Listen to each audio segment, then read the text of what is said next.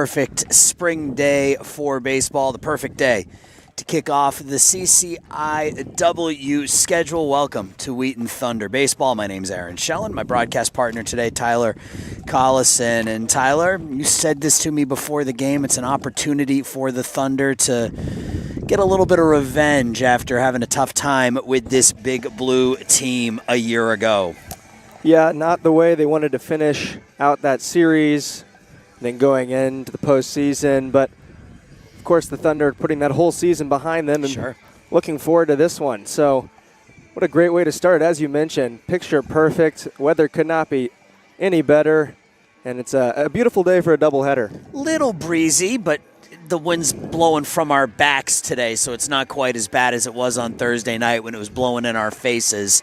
Blowing out to left at about 15 to 20 miles an hour today, so that could play a role in today's doubleheader. Hopefully get this Thunder offense back on track. An offense that came in to that game on Thursday night against Concordia, hitting over 342 as a team, held to just 4 singles in that one, a 4-1 loss to the Cougars, and they'll start off the CCIW schedule with a very, very good Millikin, a big blue team. Millikin comes in 13-3 starting off the season, while the Thunder are 6-9, but hey, the games matter now, right? The games count. You're into conference play, so you'll start to see, maybe Matt Husted going with their starters a little bit longer and sticking with the same lineup game after game because, they matter more now in conference play, right? Yeah, we know how streaky it can be. Thunder a little bit hot right now, 4-1 in their last 5.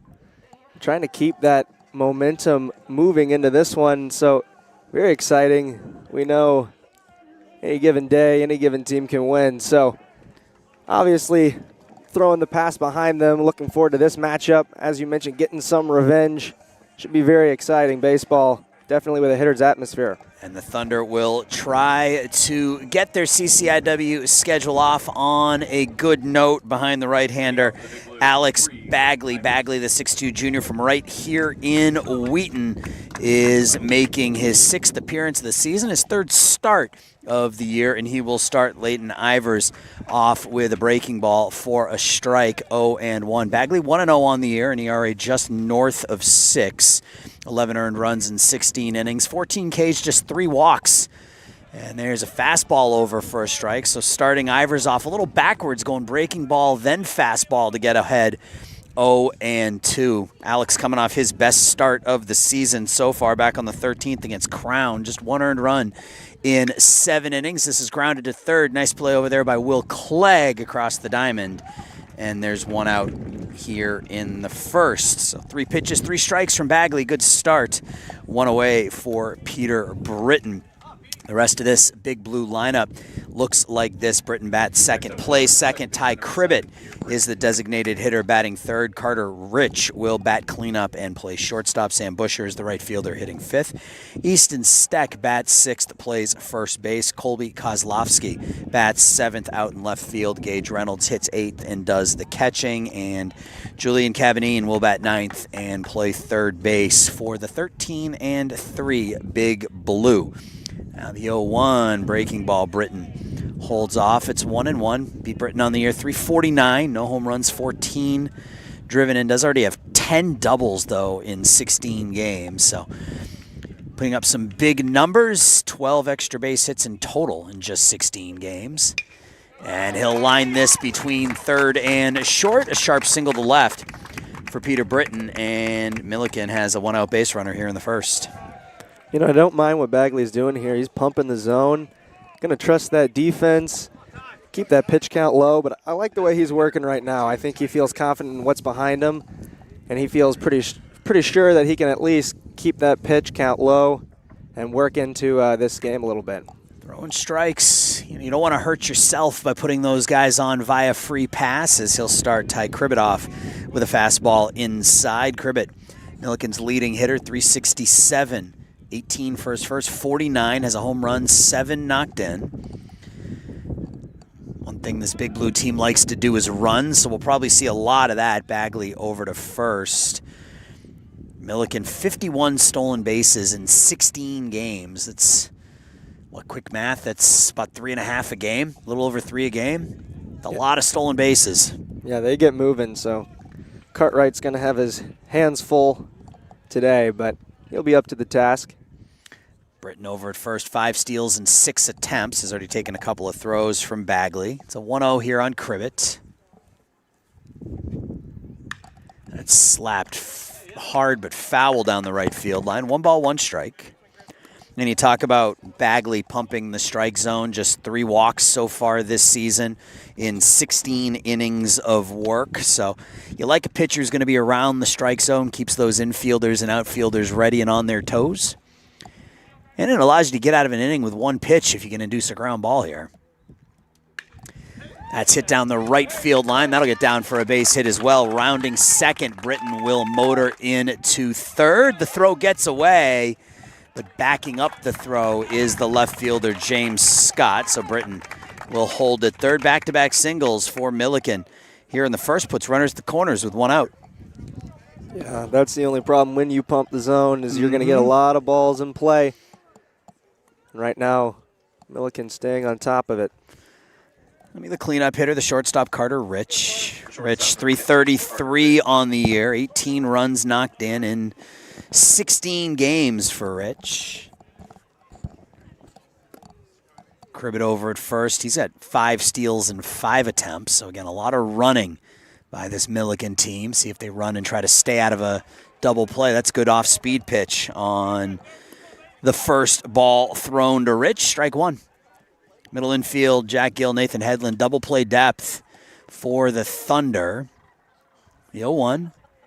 That's hit right to short. Gill to Hedlund, on to first, and the Thunder turn the 6-4-3 double play. Put the ball in play. Let your defense help you get out of the inning with a double play ground ball. Half an inning in the books here at Leaf Fund Stadium. Millikin nothing. Thunder coming up.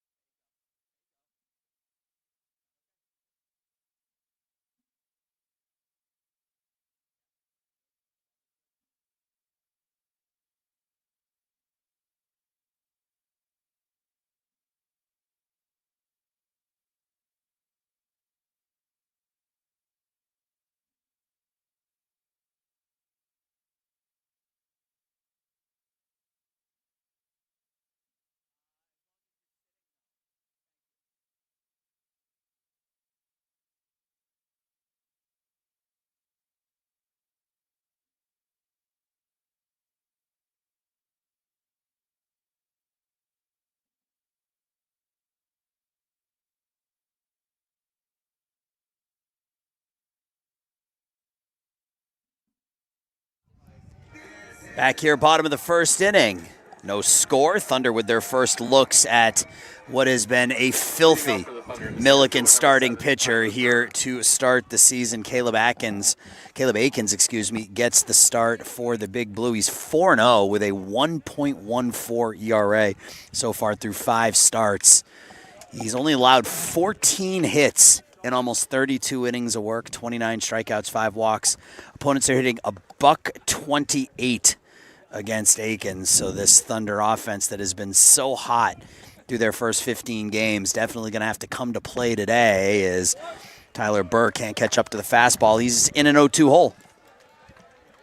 Yeah, certainly got your hands full with Akins.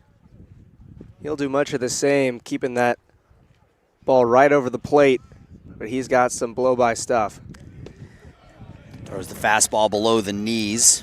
1-2 on Burr. Tyler comes in hitting a robust .459 on the year with 13 runs knocked in. Has 28 hits in 15 games. Another fastball a little low, 2-2.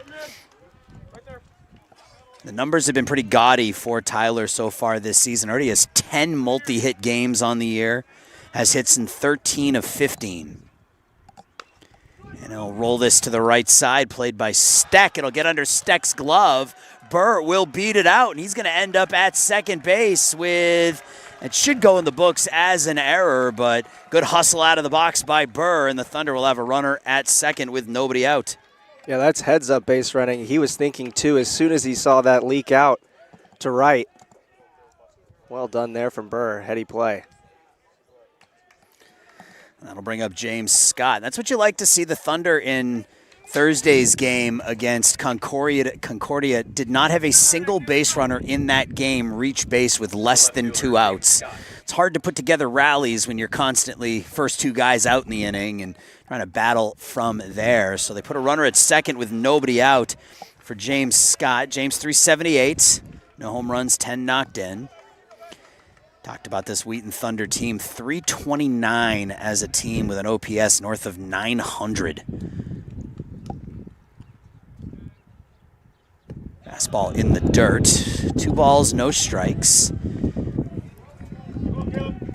It's basically a lineup of Shohei Ohtanis when you look at the batting average and OPS combined as a team. It's been pretty ridiculous through the first 15 games, but as we said, things get a little tighter and a little tougher here in conference play. 2-0 fastball, misses a little low. Close pitch, called the ball, 3-0. Anybody watching the World Baseball Classic saw that. We had an all-star lineup for the Americans. Yeah. Great averages, and just in those big moments as the games get a little bigger, sometimes it's all about rising up to the occasion, but Aikens doesn't have to deal with a lot of runners on, so definitely see if the Thunder can use that to their advantage, make him pitch with a little bit of pressure on him. Yeah, pitching out of the stretch versus the windup, a little bit different. 3 balls, 1 strike on Scott. Give you the rest of the Wheaton lineup after this 3-1 to James. That's in there, called strike 2. So Burr bats leadoff, plays center. James Scott bats second, plays left. Jack Gill hits third and is the shortstop. Charlie Schofield is the cleanup hitter playing first base. Will Clegg bats fifth, plays third. Mason Dial bats sixth, is the DH. Sean Dimitrovich bats seventh out in right field. Nathan Hedlund is the second baseman hitting eighth, and Ryan Cartwright will bat ninth and do the catching. 3-2 inside out to right field. Busher is there, makes the catch. Burr will not go anywhere. So Aikens works back from 3-0 and gets Scott to fly out to right for the first out. Now Jack Gill, been a really good start to the season for Gill. 434, 23 for his first 53. An OPS approaching 1,300, has 2 home runs, 17 knocked in. Love to see Burr get brought in from second here in the first. Takes this pretty well out to deep left center field. Leighton Ivers is on the track. That ball is off the wall on the fly, and Gill will replace Burr at second. It's an RBI double for Jack Gill, and the Thunder take a 1-0 lead. Just perfect sitting on that pitch, taking that out to left center, and that wind just tailing away from Ivers. I thought that with the wind, I thought that might get up over that 365 mark, but off the wall on the fly. So still a runner at second, but now a run in for the Thunder, and it'll be Charlie Schofield. Schofield 377 on the year, 13 runs knocked in. Fastball low for Gill. That was his 5th double of the year. He's tied with Charlie for the team lead, and it's about the 3rd or 4th pitch that's been called a ball right below the knees, so Aikens not getting that call. Schofield gets a piece of it, fouls it straight back. Will Clegg on deck if anybody reaches. Mason Dial.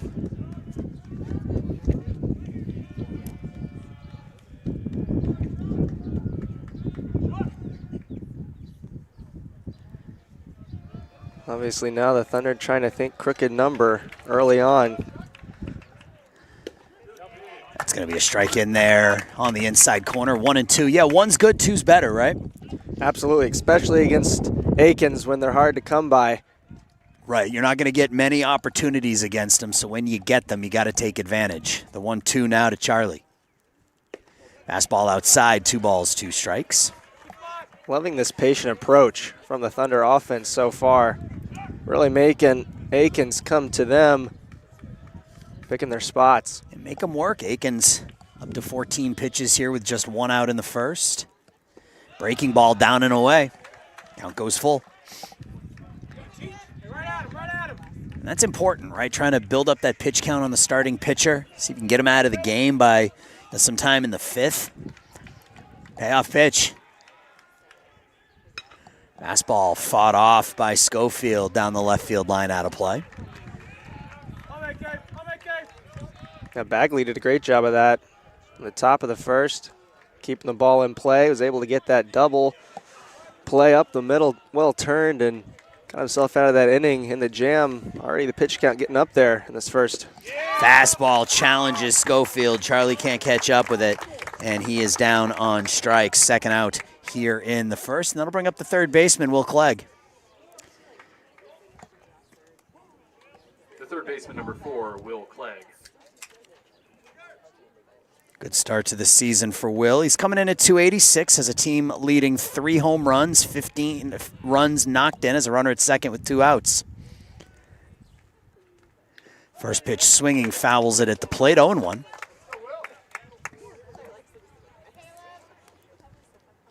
Hits in 5 of the last 6 games for the sophomore Clegg.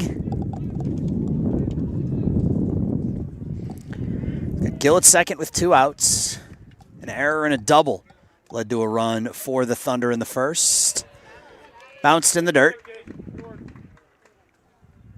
1 ball, 1 strike.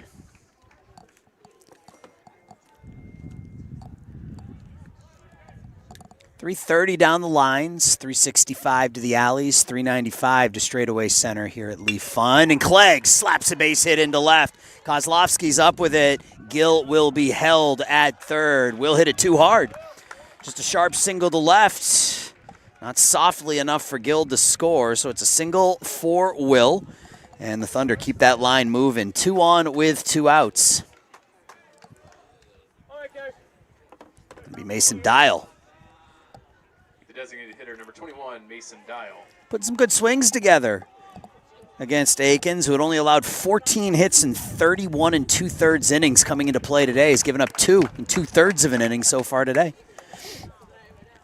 Now Dial at 317.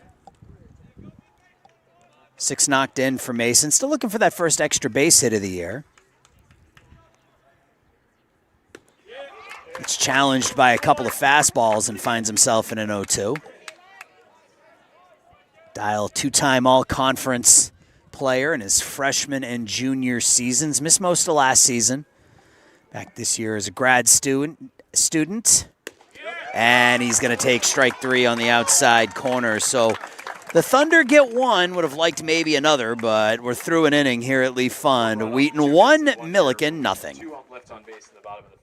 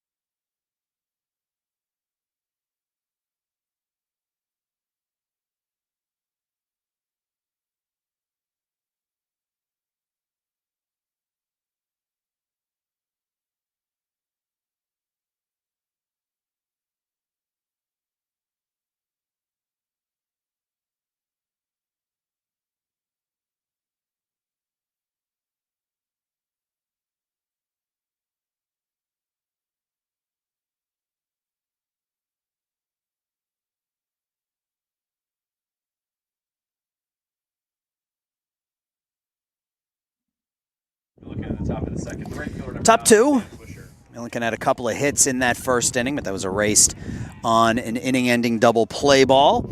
Alex Bagley back out there to face 5, 6, 7 for the big blue Sam Busher, Easton Steck, and Colby Kozlowski as Busher fouls the first pitch back for a strike. And Bagley, you mentioned him pumping the strike zone in that first inning. 11 pitches, 9 of them were in the strike zone. You love to see that ratio from your starting pitcher.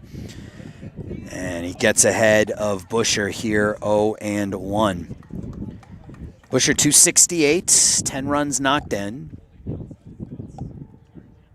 Breaking ball dives down and away, 1-1. A very, very young Wheaton team, so it'll be interesting to see how they, I guess, merge together as the season goes on. This is a team that has 28 underclassmen, just 13 upperclassmen. So you get those young player growing pains, but you see the talent from this young team. Yeah, there are moments you can build confidence for players out there, and that helps when you get an early lead, especially for your pitcher. And that was a nasty breaking ball by Bagley. Pulled the string on Busher. First strikeout for Alex, 1 away. Out in front of that was Busher. Now Easton Steck. Steck at 304, a team high 4 home runs and 19 driven in. Steck, the sophomore from Galesburg. Millikin made the drive up here from Decatur. A doubleheader today. Fastball misses outside, ball 1.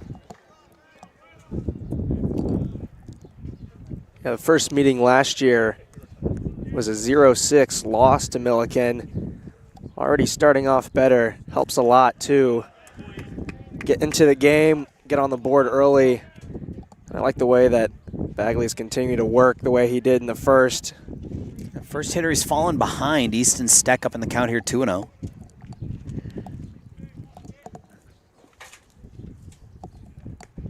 That stays high. Bagley, one of those few upperclassmen. He's a junior, and that's really, when you get an imbalanced roster like that with so many young players on it, it makes it so much more important for those upperclassmen to be vocal leaders, right? To show the younger kids, the younger guys, the way to do it. 3-1. Grounded over to the Thunder dugout. So Bagley's worked back from 3-0. It's now 3-2. Defensively for the Thunder, it's Will Clegg at third, Jack Gill at short, Nathan Hedlund at second, Charlie Schofield at first, James Scott in left, Tyler Burr in center, Sean Dimitrovich in right, and Ryan Cartwright will do the catching. And another good battle here between Steck and Bagley as Alex fell behind 3-0. He's come back with 3 straight strikes to Steck.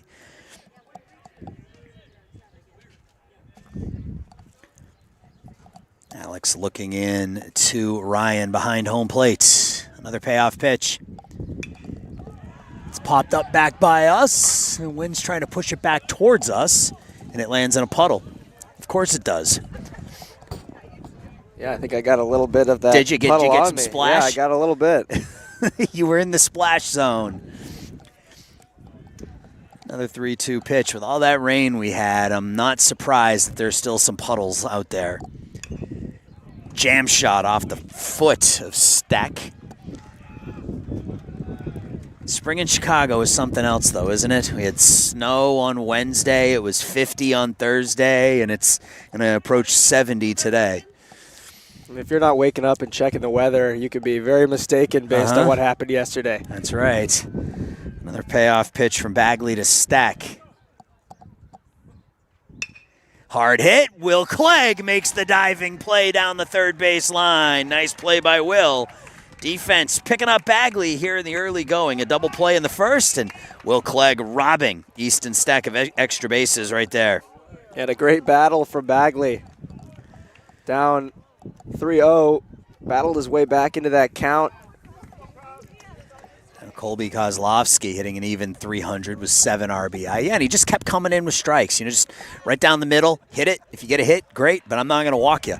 You know, and sometimes your defense has to pick you up. And So far, so good as Kozlowski is started off with a strike, 0-1. Fastball misses away, 1 ball, 1 strike. 64 degrees at first pitch, wind blowing out to left at about 15 to 20. Actually, right now it's blown out to straightaway left center.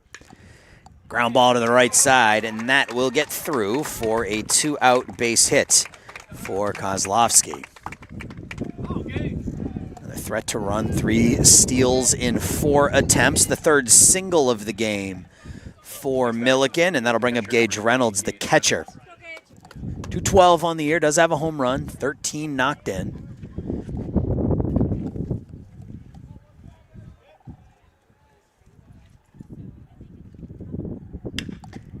Hard hit foul down by the Thunder bullpen, 0-1.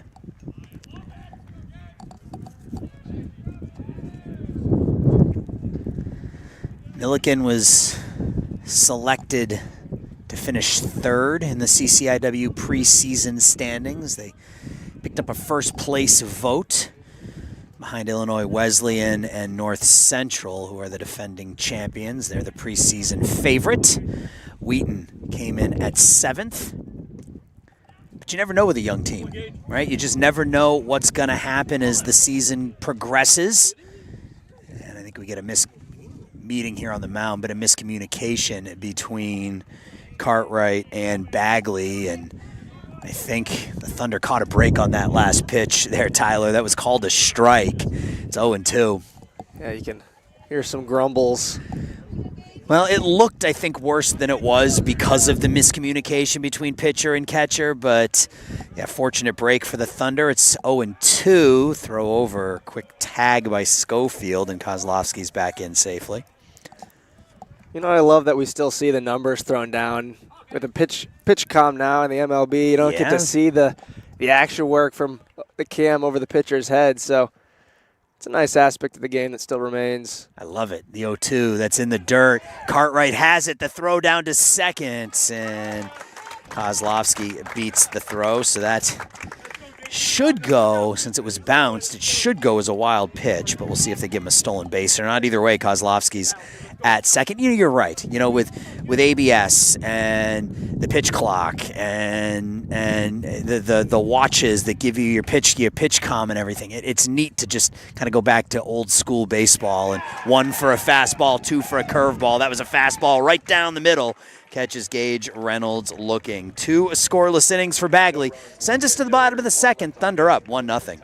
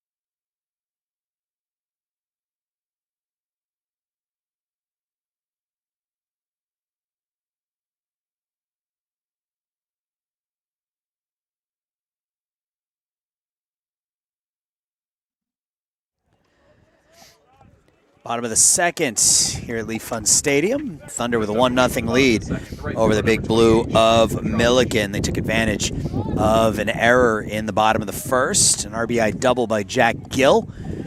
And they have a 1-0 lead as we go to inning 2. It'll be 7-8-9 against Caleb Akins. Here in the bottom of the 2nd, Sean Dimitrovich, Nathan Hedlund, Ryan Cartwright. Aikens threw 25 pitches, in that first inning. Struck out a pair. It's 1-1 on Dimitrovic.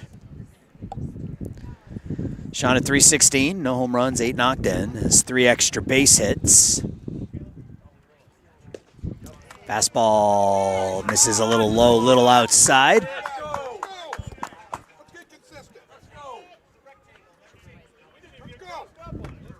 You talk about the grumbling. It grumbles a little louder here, bottom 2. 2 balls, 1 strike count on Dimitrovic. There's that low fastball again, and that's about the 4th or 5th time that pitch has been thrown in that exact spot. And this home plate umpire has called out a ball every single time. Yeah, if we had the ABS system here, the fans would be barking for one. Yeah, tapping their helmets after every pitch. It's gone 3-2 to Dimitrovic. Sean had a 4-game hit streak snapped on Thursday. A lot of these Thunder players had hit streaks snapped on Thursday. They had just 4 singles. 3-2, Dimitrovic out to deep left field. Kozlowski races back. It's over his head. Dimitrovic falls down. The throw into second won't be in time. So an opposite field leadoff double for Sean Dimitrovic on a 3-2 pitch. Gives the Thunder a runner at second with nobody out. Yeah, that ball, we could just see it from here. That is trouble off the bat, anything to left. Yep. Kozlowski just could not read that one, right over his head. I love the opposite field approach that we're seeing from the Thunder here. Both of their doubles have gone the opposite way, and I love to see that. Now Nathan Hedlund with a runner at second and no outs. There's a strike to Nathan Hedlund. Hedlund at 286, a couple of runs knocked in. Currently riding a 5-game hit streak. Let's even go to the right side and move Dimitrovic over to third. That's fouled out of play, nothing in 2. So third hit of the game off Aikens. Got hairy there for a second. Dimitrovic got around first base and took a header between first and second. Slow chopper in front of the plate. That'll roll foul. He fell down, was still able to scramble to his feet and get to second base without a throw. But anytime somebody falls down in the base path, you start to panic a little bit. Yeah, he hit that well enough to not have to worry too much about getting into second, but that was a little bit of trouble, and you already know if he somehow didn't get to second base, he'd have heard a lot from the dugout. Yeah, those are the ones you hear about. That's when you got to put $1 in the jar for the the end of the year party. The 0-2.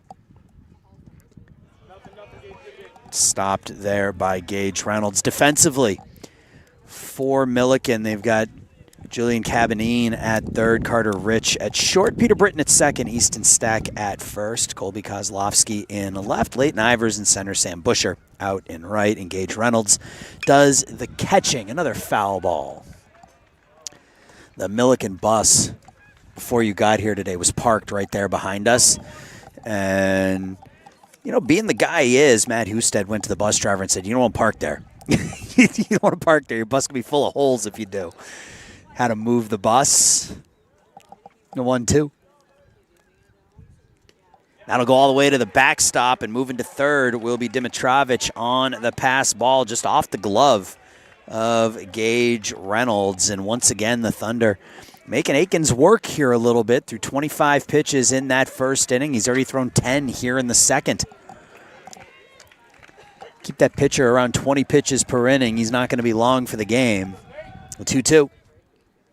In the dirt again, 3-2. It's the third full count already forced by a Wheaton Thunder hitter here. We're only 8 batters into the game. Payoff pitch to Hedlund. Lined into right center field. That's trouble. That'll get down for a base hit. Rounding first is Hedlund. He will hit second, and he will hold at second. So back-to-back opposite field doubles by the Thunder, and they take a 2-0 lead here in the second. Yeah, swinging at a 3-2 pitch like he was ready to pound one. Great piece of hitting by Hedlund as well, just taking that ball the other way on a line out to right center field. And we'll get our first meeting on the mound here today as the Thunder putting some good swings on Caleb Akins, who came in with a 1.14 earned run average on the season. He's given up 2 runs on 4 hits already today. And that's why that first run is always so important. The earlier you get it, the more mental pressure you put on a pitcher. We're already seeing working deep into counts and just smart pieces of hitting, whether that's taking the ball the other way, laying off pitches that you can't hit. It's been a good showing here mentally, these at-bats, the Thunder offense. Especially coming off of that Thursday night game where they had just the 4 singles. You know, maybe this feels a little bit more like the weather they dealt with when they were out in Arizona a couple of weeks ago. So you get back into that warm weather mindset. Now it'll be Ryan Cartwright. You're looking for the same thing, right? I mean, Hedlund went the other way, obviously found a gap, but if you're Ryan Cartwright, looking for the same thing here. He lays the bunt down, and it's been a ball all day, this time called a strike. Catcher number 9, Ryan Cartwright. Cartwright just 3 for 25 this year. Does have 4 runs knocked in. Corners in, expecting a bunt. Cartwright squares, pulls it back. It's called a ball, 1-1. Yeah, I've always wondered the different bunting approaches. Some wait, pitcher gets closer to release. Others just set up right away. 1-1.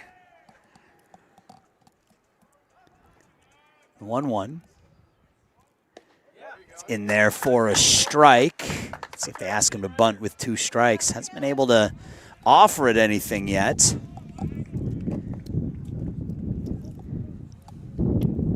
Hedlund at second, nobody out.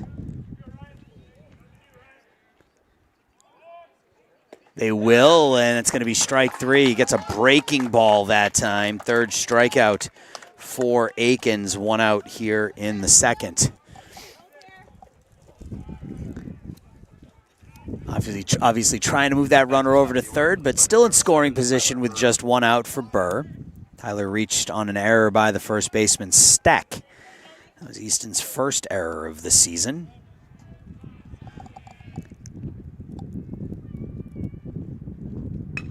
Breaking ball taken the other way. That'll land foul.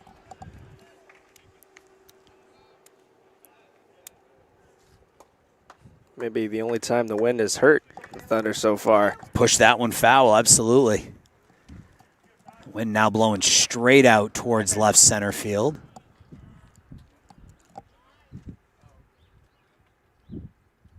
One fastball misses high and away.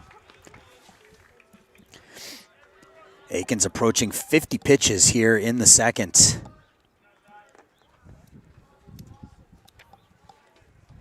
He's gone 7 innings in 3 straight outings. This is low, 2-1. His last time out against Marion, gave up just 3 hits, 2 runs, struck out 7, didn't walk anybody. Scuffling a bit here early, and you said this last inning, if you're the Thunder, you need to take advantage. 1 is good, but you need to figure out a way to get Hedlund home from second base here. That's hit pretty well out to left center field. Ivers is shy of the wall. Catch is made. Tagging up is Hedlund. He will end up at 3rd base. On the fly out to center by Tyler Burr. You don't know how many chances you're going to get, right? I mean, Akins scuffling a little bit as he approaches 50 pitches here in the second inning, but he could find a groove and still walk out of here with 6 innings and 2 earned runs. So you really want to try to figure it out here. Yeah, and regardless, you either got to put up a big number or get deep into counts, and at least they've been able to do that. So either way, you get the run in, you get a cricket number. Otherwise, you had a high pitch count. You're chasing them a little bit more out of this game. So it's been a successful 2 innings, but obviously trying to tack on 1 more would be key. Long way to go. Fastball over strike 1, 1-1. Scott popped out to right field last inning. 4 hits already off Akins. That's back up the middle, through into center field for a base hit. There's that crooked number, a big 2-out RBI by James Scott, and the Thunder have a 3-0 lead. You love to see that right there. You love 2-out RBI, Tyler. They are a backbreaker. And you just stayed right on top of that. And it's always an insult to injury for the pitcher to have one go right by him. Right under your legs. Now Jack Gill doubled to left center his first time up. Ball one low. Scott 3 for 3 this year in stolen bases over at first.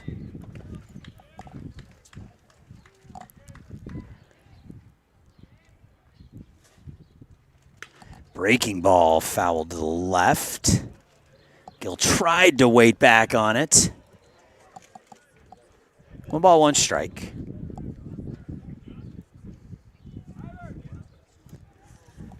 Aikens now up over 50 pitches. 53 through an inning and 2/3. You love that if you're a fan of the Thunder.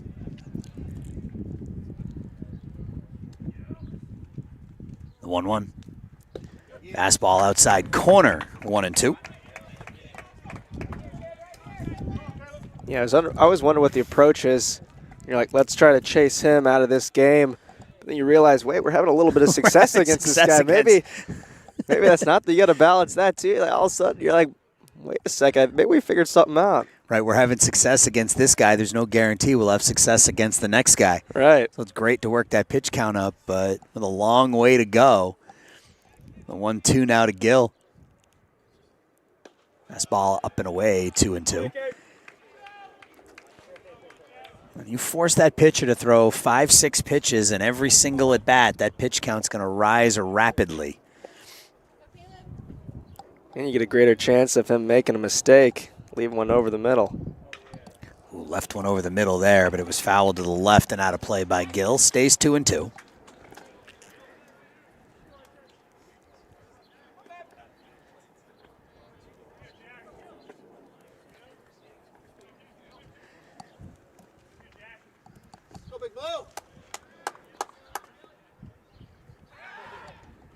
Close play over at first. Scott back in safely.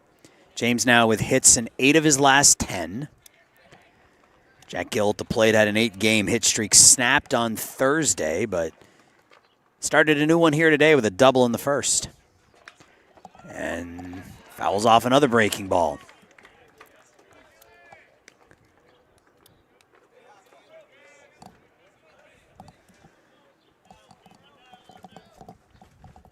Two balls, 2 strikes, 2 outs. Bottom of the second. Thunder with 2 in. They're up 3-0.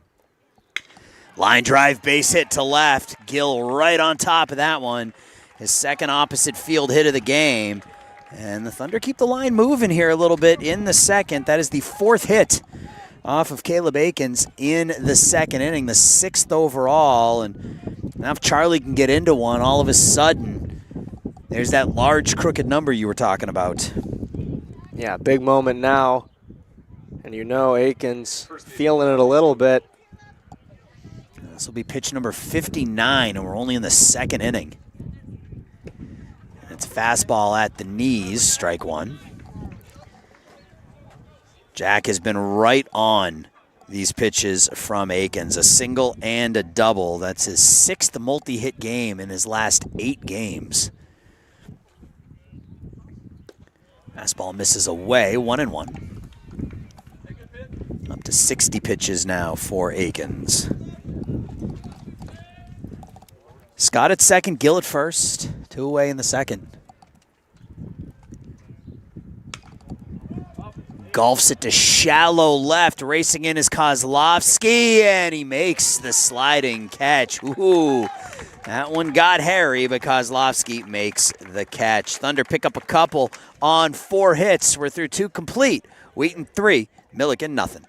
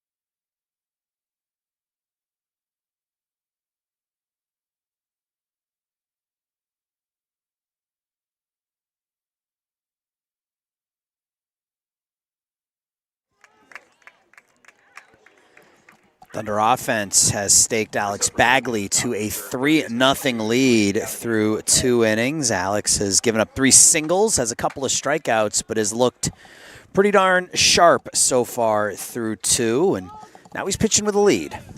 He'll face Julian Cabanine, the number 9 hitter. He'll pop the first pitch out to shallow right center. Dimitrovich will make the catch. And unlike the Thunder that are making Caleb Aikens work, 1 pitch, 1 out here in the 3rd. Yeah, especially after seeing your pitcher go that deep. Surprised to see Cabanine swinging at the first pitch. Bagley so far through 2 1/3, 33 pitches, 25 strikes. Make it 34 pitches and 26 strikes as he'll start Ivers off with strike 1. Leighton Ivers grounded out to Will Clegg at 3rd, starting off the game. A breaking ball, this one chopped over into the Thunder dugout. Nice one-hand play over there by Caleb Kelly, showing off those soft catcher hands. It's always the catchers. The 0-2 to Ivers. Hitting the air down the right field line. Dimitrovich will circle around it. He's not able to make the catch. That is a fair ball. And holding up at second is Ivers. Dimitrovich looked like he was there, went into the slide. Ball popped off the heel of his glove. Ruled a hit. So it's a 1-out double for Millikin. Yeah, you could tell that was going to be trouble off the bat. Just where it was down that right field line. Second baseman number 7. Sean had to go a long way to get there, and he was there in time, just not able to come up with it. So now Ivers at second, 1 out for Pete Britton. He singled to left his first time. It's the 4th hit of the game off Bagley.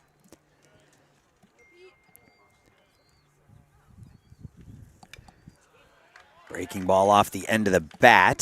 Strike 1. Britton with that single in the first now has hits in 8 of his last 9 games. For this Millikin Big Blue team that started their season 13-3.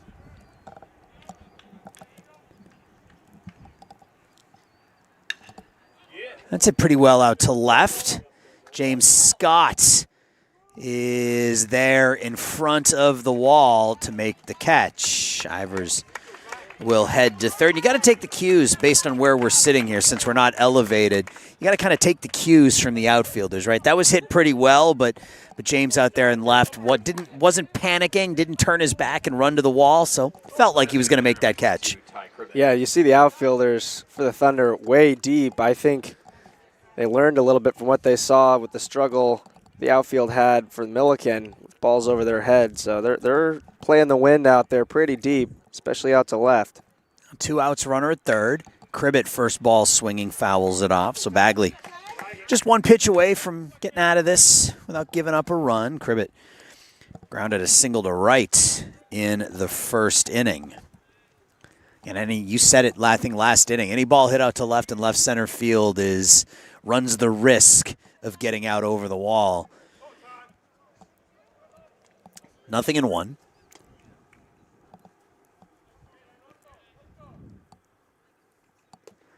Good stop there by Cartwright. Had to jump to the backhand to stop it. 1-1. It's always tough because anything hit on the screws, the wind's going to push that down. Anything hit high, it's going to push it out. Mm-hmm. Another good block by Cartwright. Those top spin line drives getting pushed straight down. Little backspin on the ball. It's going to carry. These hitters love their backspin. You know, a little like a golfer, except with baseball, it's going to go further. 3 straight, and that one will allow Ivers to score. That was 3 straight down and in against Cribbett, and that one Cartwright couldn't do anything with. The wild pitch brings a run home for Millikin. It's 3-1. Each one a little bit wilder than the last, and nothing Ryan could do about that one. So 3-1, base is empty now. Inside ball 4. Cribbett walks. First walk issued by Bagley. Second time Ty Cribbett's been on base today. Now Carter Rich. Rich grounded into a 6-4-3 double play to end the first inning.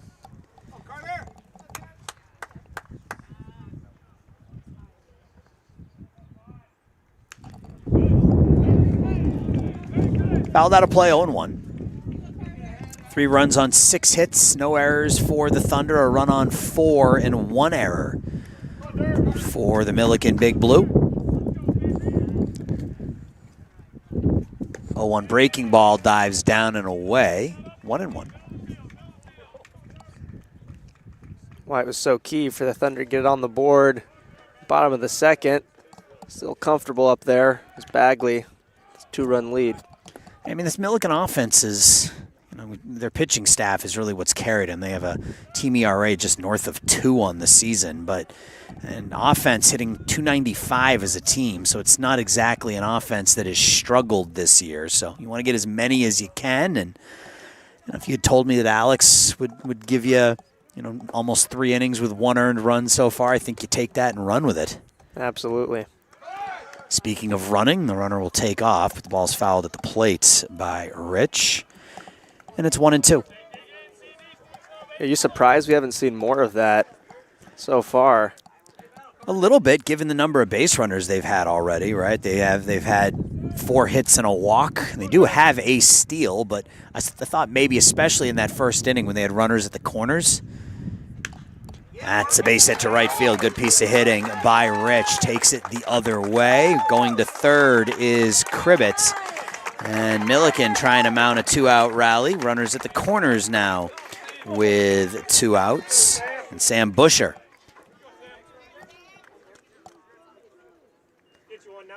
Let's see if they start something here with runners at the corners. And we're going to have a mound visit.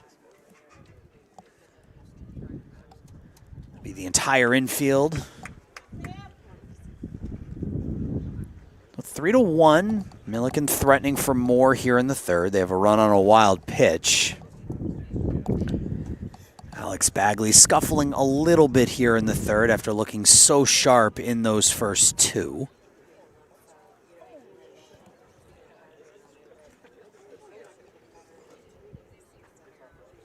We've seen some good, I would say, smart hitting on both sides, right? A lot of opposite field stuff from both teams so far. Yeah, the bottom of the second, maybe a pitch that was called a ball that was maybe a strike. Thunder took advantage in that, ending up getting 2 runs, and then a ball out to right that just wasn't snagged, nearly was by Sean, and now Millikin taking advantage of a slight miscue. Yep. If Bagley can get through Busher here, you get out of this with just the 1 run. I think you're very, very happy. Grounded to third. Clegg double clutches the throw in time to get Busher. So they do give up just the 1. Nice recovery by Bagley. Sends us to the bottom of the third, 3-1.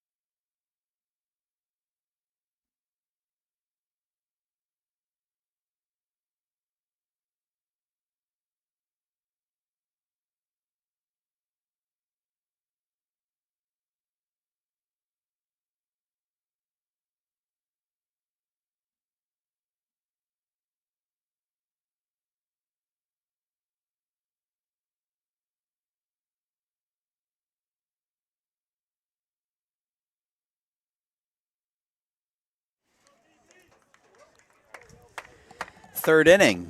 Thunder with a 3-1 lead. Caleb Akins back out there for his third inning. He's thrown 61 pitches through 2, and he'll face Clegg, Dial, and Dimitrovic here in the third. And, you know, I think Tyler, the approach is the same, right? Take some pitches, fight off as much as you can, try to go the other way. Yeah, send as many batters up to the plate as you can in this inning, and they've done a good job of that so far. Clegg swings through the first pitch. Will with a single to left his first time up. Fastball low, 1-1. You know, I always wonder after that mound visit when you get a first pitch ground out in the top of the third, what coach thinks. He goes back, I told you guys exactly how I wanted that to be executed. Well done. It's fouled straight back. I spent a lot of time during the summer. During the summer, I spend my summer days calling baseball over in Rosemont for the Chicago Dogs, and our pitching coach, his name's Stu Clyburn, as Clegg goes down on the breaking ball. 4th strikeout for Akins. His name's Stu Clyburn, and Stu's a former big leaguer, pitched in the majors back in the 80s. And I've talked to him about, you know, what do you say when you go out to these pitchers? And he goes, I don't talk about the game at all. I usually go out there and just try to calm them down, settle them down. We don't really talk strategy. We don't talk, you know, types of pitches or anything like that. Dial pops it up on the right side. Catch is made by Steck. 2 quick outs here in the third. So most of the time, the pitching coach is going out there and just trying to, you know, get your pitcher's mind off it. Try to, because you don't get, you know, in basketball or, you know, something like that, you call timeout to break a 12-0 run or a 15-2 run to try to get momentum back onto your side. And he said, more often than not, that's usually what I'm doing as a pitching coach. I'm just trying to break that momentum. Right. I think every pitcher, you know exactly what they need to hear when they're up there. Yep. Some want to hear more about the game. Some want to hear you make jokes up there and random things. And I think it's all about knowing the players that you have and figuring out what's going to help them calm down and execute. Absolutely. 1 ball, 1 strike on Dimitrovic. Sean double to left. Back in the second, scored a run. And Akins looking a lot more effective here as he pulls the string on 1-1. Dimitrovic out in front of the changeup, 1-2. Looks like a different pitcher here in the third inning. Yeah, maybe a run on the board is all he needed from his offense. Fastball high and away, 2-2. I mean, that being said, you know, still approaching 70 pitches here in the third. Probably, unless he's able to get a couple of single-digit innings. We're probably not seeing him long, but that is his best inning by far. Retires the side in order, strikes out a pair. We go to the 4th inning. 3 up, 3 down, 3-1 Thunder as we go to the 4th.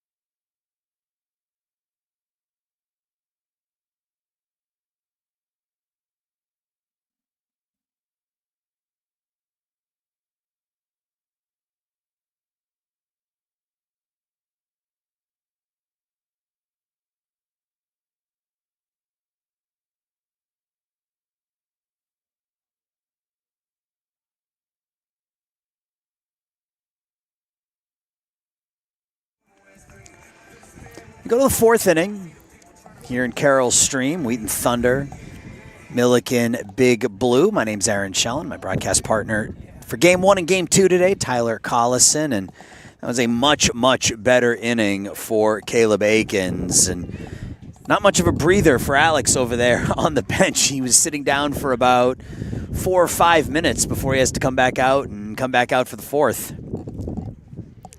Now playing third base for the Thunder. Yeah, you were just talking about momentum in basketball, and this is about as much as you can see a momentum kind of swing in baseball. Is a quick inning. It tries to build a little bit upon itself. We'll see if Bagley can settle in, go to work. We get a defensive replacement into the game here in the fourth. Chris Lynham down at third, replacing Will Clegg. Breaking ball to Stack is strike one. Chris Lynham in defensively in the fourth. Stack lined out to Clegg his first time up, and it was a really nice play by Will. Made a diving play towards the third base line, robbing him of extra bases. Bagley through 3 innings so far. 5 hits, 1 earned run, 1 walk, couple of strikeouts. 49 pitches through 3. Breaking ball fouled straight back, 1-2. You'd love to see Bagley bear down and get the first hitter of the inning. So far, Millikin has not put the lead man on in an inning against Alex. Curveball goes about 58 feet, 2-2.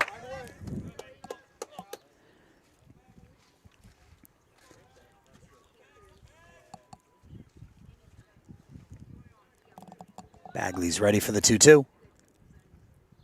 Fastball that's driven out to left. And that's that top spin line drive you were talking about. Tyler, that wind knocked it down, and the catch is made by Scott. Yeah, that was Bagley trying to set that curveball down and then get that fastball. I think he didn't get that as high as he wanted. Got away with that maybe a little bit, but that wind there helping that topspin, as you mentioned, pushing that ball down. And it's been Scott's been a little busy out there. A couple of these balls, but he's handled them well so far. Now Kozlowski stole a base last inning, and another first pitch strike for Bagley. Alex, 55 pitches now, 40 of them have been in the strike zone.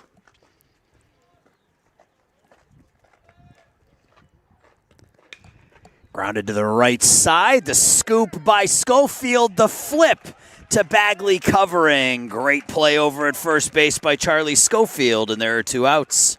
There's been some great defense here behind Bagley, which allowed him to just kind of pump the zone. Everything's working right now. Hey, you said it before the game in that top of the first inning. He's in the strike zone. A lot of these balls are going to get hit. The defense is going to have to come up big behind him, and so far, so good. Each of the corner infielders have made a diving stop, turned to double play in the first. Now there's 2 outs, nobody on for Gage Reynolds, the number 8 hitter. Tries to drop a bunt down, fouls it off. He struck out looking to end the second inning. It's a good rebound inning for Bagley. You want to see him come back and do exactly what Aikens did against us in the bottom of the inning. As they finally get to Alex last inning for a run. So for him to come back out here in the fourth and pump the strike zone like this, get the first 2 hitters, and quickly up 0-2 on Reynolds. Quick work by Bagley. Fastball, ooh, just misses that outside corner. 1-2. That's a great pitch on 0-2. Yeah, I love the way that he's both throwing strikes, but also being creative enough to keep these hitters a little bit off balance. I think he's setting up and executing pretty well so far. The 1-2. Another fastball, this one a little away. Counts even at 2.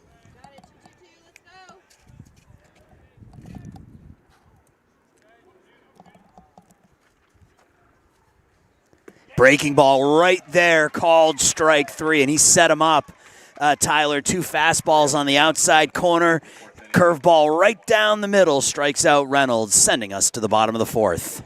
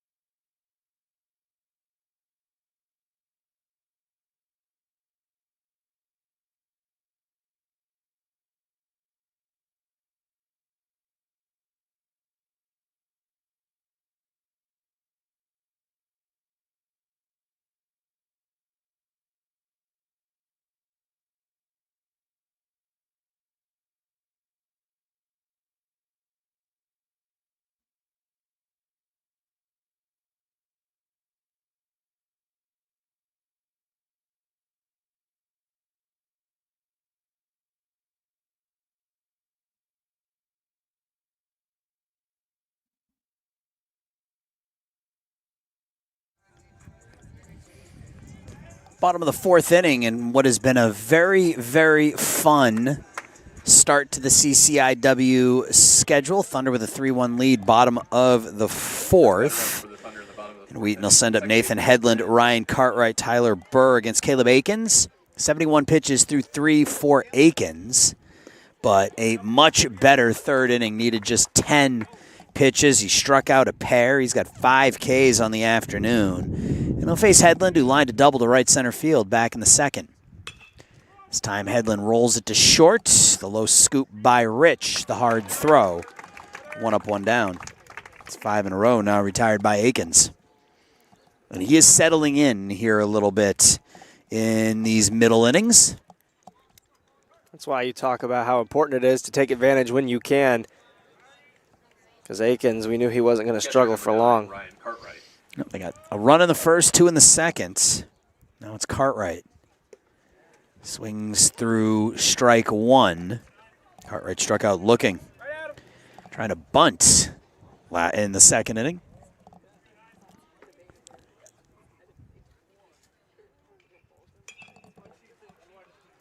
Fouled back by Ryan. Quickly 0-2. Yeah, wasn't able to move the runner, but Burr picked him up. Took care of that. See what he can do now. The 0-2. Fouled straight back. That's 2 for flinching. Yeah. Yeah, you got to understand. I normally call a game when I'm calling games for the Dogs. I'm way up here. I don't have to deal with any of that. That's right. I don't have to deal with this right behind the home plate net thing. Yeah, you always think it's not going to be. You watch the fans at the games. You think it's not going to be you. Oh, I'm never going to flinch like that. As soon as it is, it's like, that's tough. Uh-huh. It's going to be called strike 3. Fastball paints the outside corner, and Akins is in a groove here. He's set down 6 in a row, struck out 3 of those hitters. 2 outs, nobody on for Tyler Burr. Back to the top of the order for Wheaton, center fielder number 7, Tyler Burr. Burr 0 for 2. He reached on an error and flew out to the center fielder. That fly out to center was a big at bat, though, because it moved the runner to third, and he was able to score on the single by Scott. That 2-out RBI in the second inning.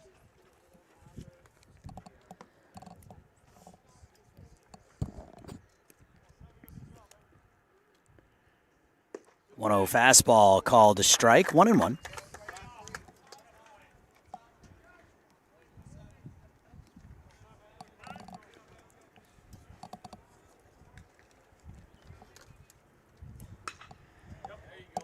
Hit to the left and out of play. 1 ball, 2 strikes. Akins up over 80 pitches now through 3 2/3. That was pitch number 81 for the right-hander.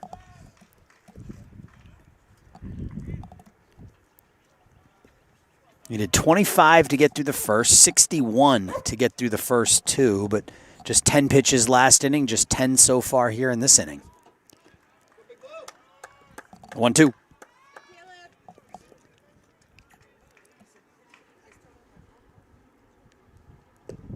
Low 2-2.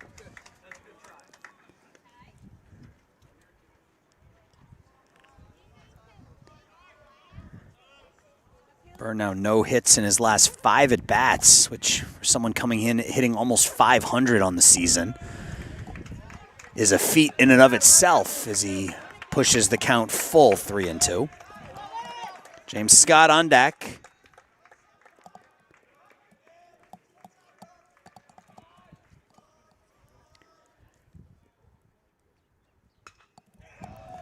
Burr staying in there, fouling it to the left and out of play.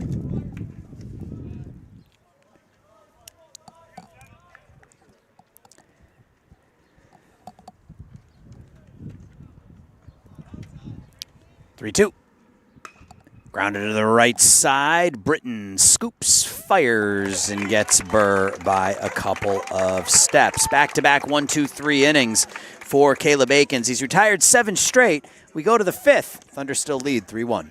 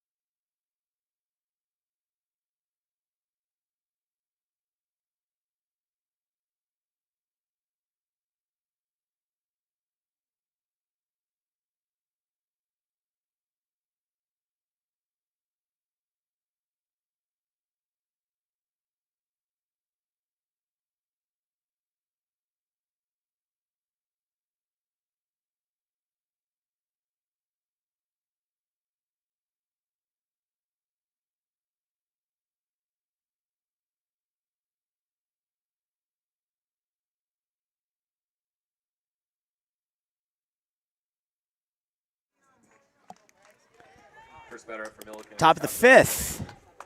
Thunder still with a 3-1 lead. It'll be 9-1-2 against Alex Bagley here in the fifth. Bagley, as he's done all day long, he's starting off these Millikin hitters with strike one. This is Julian Cabanine, who flew out to right in the third inning.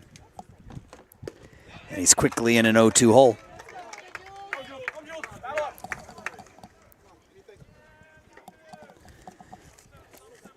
Bagley trying to make quick work of Cabanine.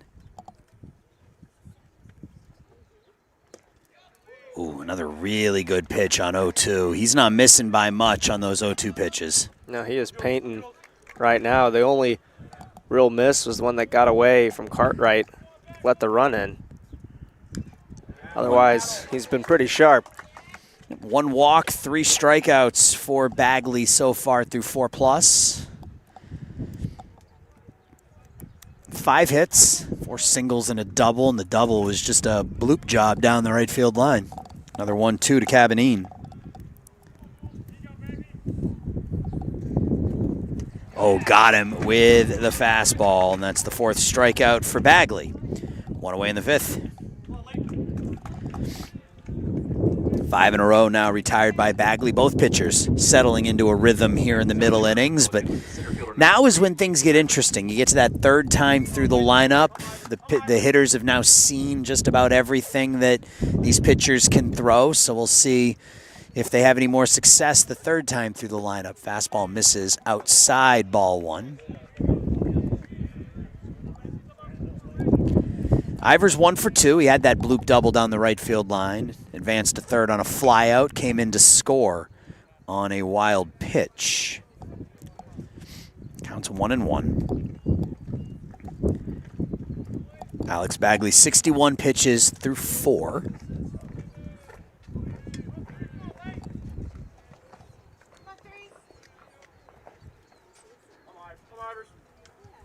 One ball, 1 strike from Bagley to Ivers. 1 out in the 5th. Dropped in for a strike. And Alex Bagley is battering the strike zone here this afternoon.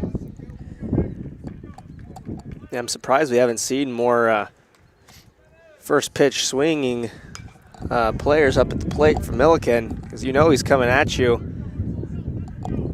Trying to be patient, but Bagley just doing a great job of staying ahead, letting his defense play behind him. And he's been mixing up that first pitch too. Here's the 1-2 to Ivers. Fastball high. He's been mixing up that first pitch, so you can't sit first pitch fastball. You might get a breaking ball and look silly, and so he's been able to mix that up as well. And you said this earlier, keep these Millikin hitters off balance so far. 2-2. That's going to be strike 3. Painted outside corner at the knees. Alex Bagley locked in. That's his 5th strikeout of the afternoon. 2 outs here in the 5th. Yeah, just mixing up creativity and consistency. Those two things together, really dangerous. He went breaking ball inside on that 1-2 pitch, and then a fastball outside corner at the knees. Doing exactly what he wants to do with that baseball so far here today. Britton takes ball 1. Britton 1 for 2, single and a flyout.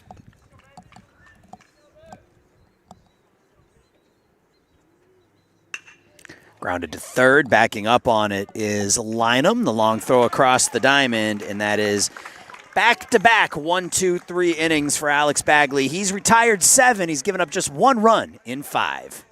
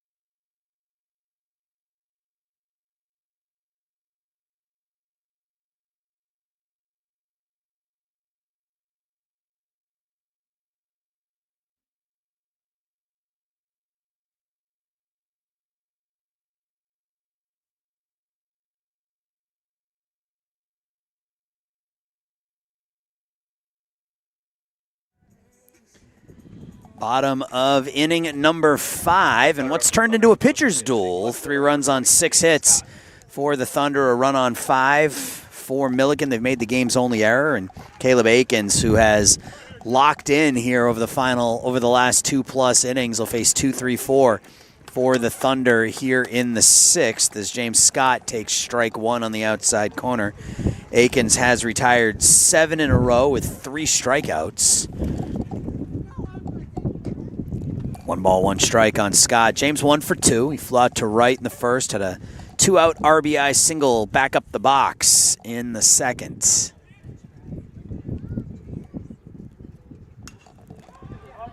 Fastball, Scott behind it, pops it up on the right side of the diamond, and Steck will make the catch. 1 out in the 5th. 1 away for Jack Gill. Jack 2 for 2 today, a single, a double, and an RBI. Both of his hits have gone the opposite way.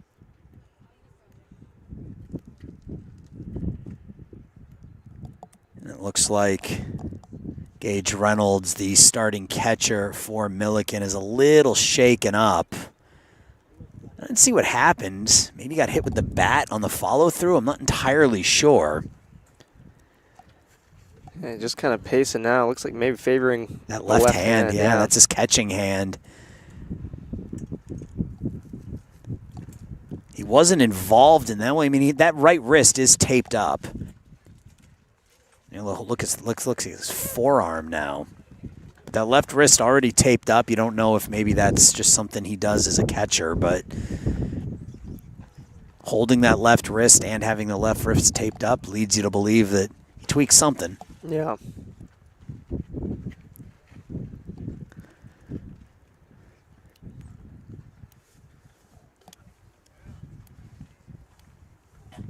Looks like the trainer will come out. The Thunder. Yeah, Hannah Slinkman, the team trainer, coming out, and she's looking at the forearm and elbow, it looks like.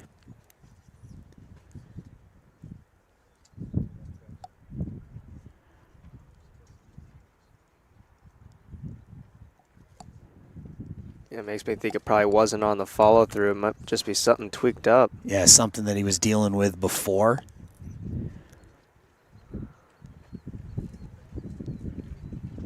You know, he's a catcher. He's going to want to keep going. Oh, yeah. Catchers are probably the toughest players out there. The beating that they take. Got a couple of warm-up tosses here. See how his catching hand deals with it.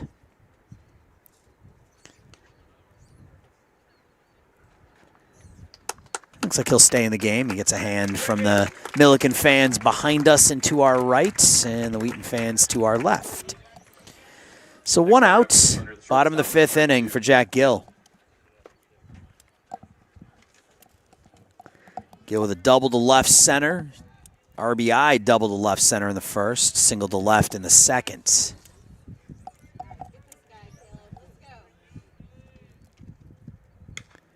First pitch to Gill is slapped out of play, 0-1. Yeah, I like the way Akins has changed his approach. Last couple innings, he too is really starting to throw the ball over the plate, mixing it up nicely as well, but not falling as behind in counts as he was earlier on. Yeah, he went deep into a lot of counts, a lot of 2-2, 3-2 counts to these Thunder hitters, and that pushed up that pitch count through the first couple of innings, but nothing doing here the last 2+. He is all around the strike zone and putting down these Thunder hitters with relative ease. The 0-2 to Gill, and he gets Jack Gill on 3 pitches. That is now 7 Ks for Akins. He's retired 9 in a row, and there are 2 out in the 5th. Yeah, looking like the 4-0 pitcher. He's only given up 14 hits up into this game. Looking like that Akins so far after those first 2 innings. Yeah, so much for him not working deep into a game. He'll be at about 95 pitches when this inning is over, which means he's probably getting the 6th. 0-1 here on Schofield. Charlie 0 for 2, strikeout and a flyout.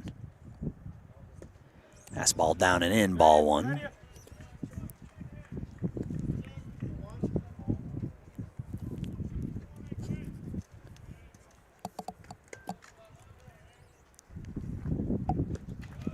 pitch downstairs. 2 balls, 1 strike.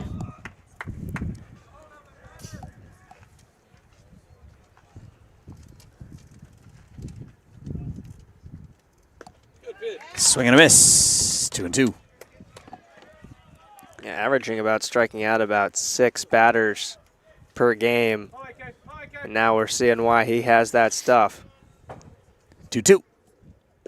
Down and away. Count goes full. That's a big pitch here. You know, if Charlie can reach, you know, maybe you don't score, but again, you make him throw some extra pitches here in the inning. The 3-2. Ball 4. Again, that's that same pitch that's been called a ball almost all day long, and that's the first walk issued by Akins. Goes to Schofield here with 2 outs in the 5th. Akins will be up over 100 pitches by the time this inning is over. Now Chris Lynham getting his first at-bat of the afternoon, and he'll foul the first pitch back.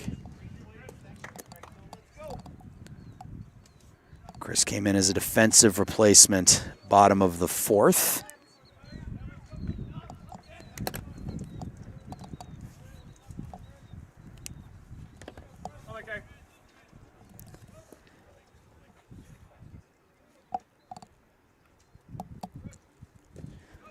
Ball low.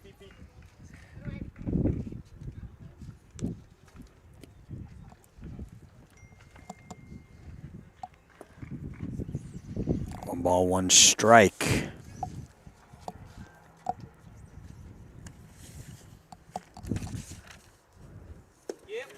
Line him out in front of the breaking ball. Chris comes in at .313 on the year. No home runs, 9 driven in. Defensive replacement for Will Clegg, who went 1 for 2.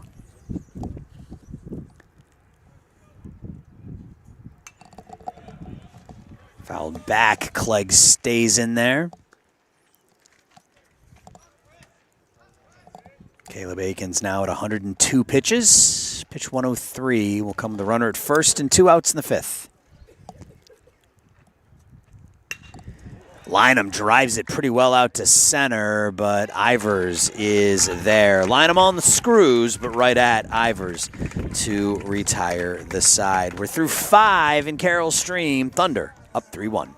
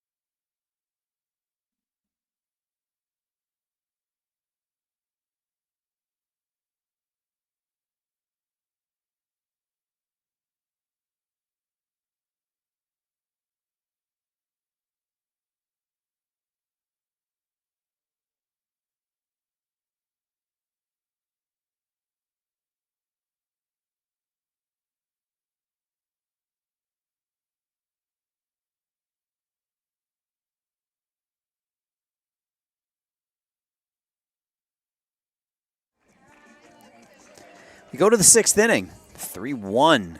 Thunder with the lead. Alex Bagley, 74 pitches through 5. A really good outing for Alex. He's retired 7 in a row, but he'll face the middle third of the Millikin lineup here. Ty Cribbett, Carter Rich, and Sam Busher.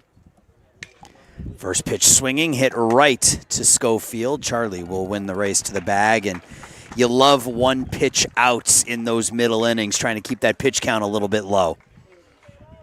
Yeah, if I recall correctly, I think it was the last inning he got out first pitch too, so that's back-to-back now. Shortstop number 15. Trying to take advantage early, but defense has been all over it. Now Carter Rich He'll take ball one. Rich is 1 for 2 as a single and a double play ground ball.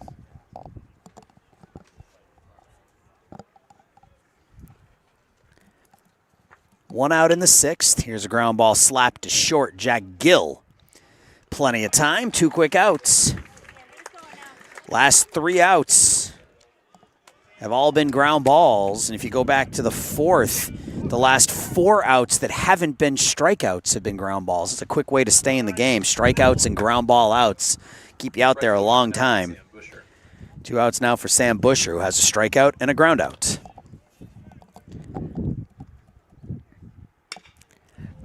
Plate to line him, and that is a really quick, as Schofield has to make the play. A really, really quick 1, 2, 3, 6th inning for Alex Bagley. Needs less than 10 pitches to send us to the bottom of the 6th.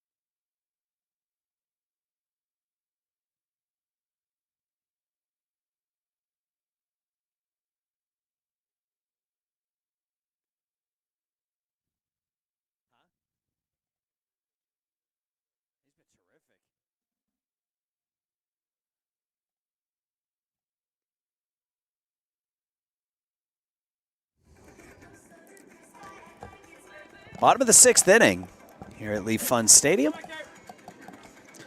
First up for the Thunder, designated hitter number 21, Mason Dial.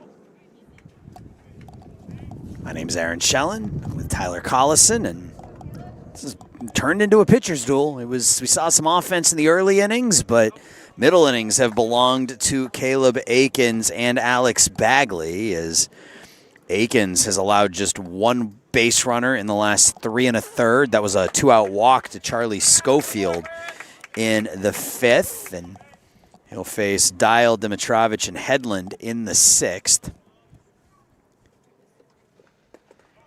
Checking his swing is Dial. Mason 0 for 2. Akins up to 105 pitches now, so you got to think maybe this is it for him, especially if the Thunder can force some long at-bats. But there's another strikeout for Caleb Akins. He has 8, and he seems to just be getting stronger as the game progresses. Yeah, I can tell you neither of these pitchers would need a pitch clock today. They are stepping up there, getting ready to deal quickly. And when you're feeling it, you want the ball and you want to go. Dimitrovich drops down the bunt. It's a good one. The throw is... It's a fair ball, and Akins will throw out Dimitrovich for the 2nd out. And not a bad idea. They're having trouble making contact, so see if you can drop one down. But what that ends up as is a really quick out. 2 outs on 4 pitches here in the 6th for Akins. Second baseman number 10, Nathan Headland. Now Nathan Headland.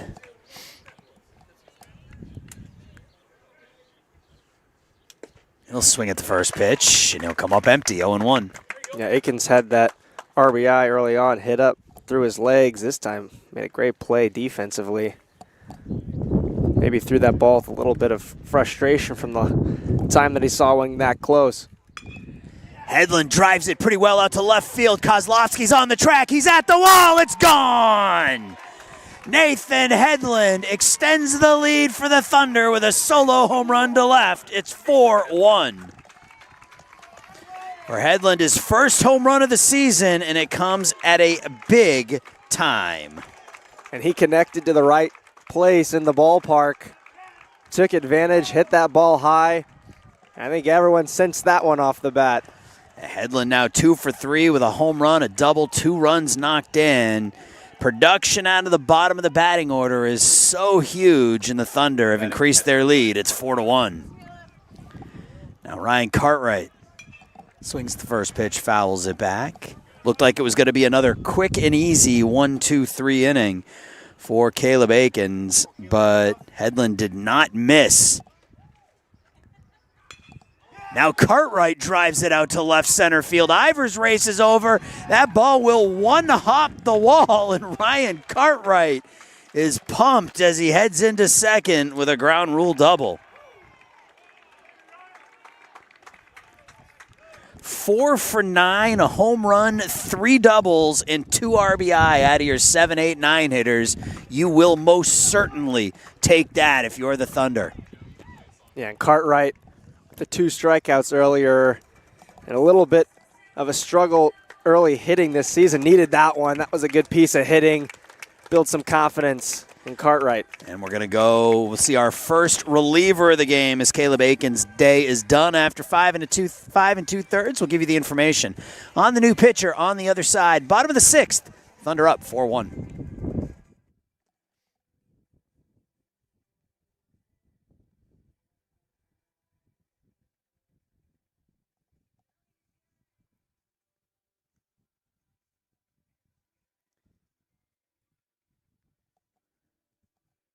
For a number there? Is it 24? 24? Nolan Riemann.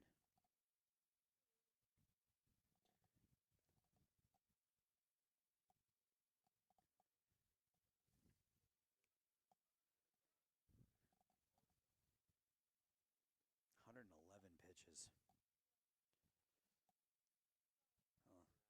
Well, those last.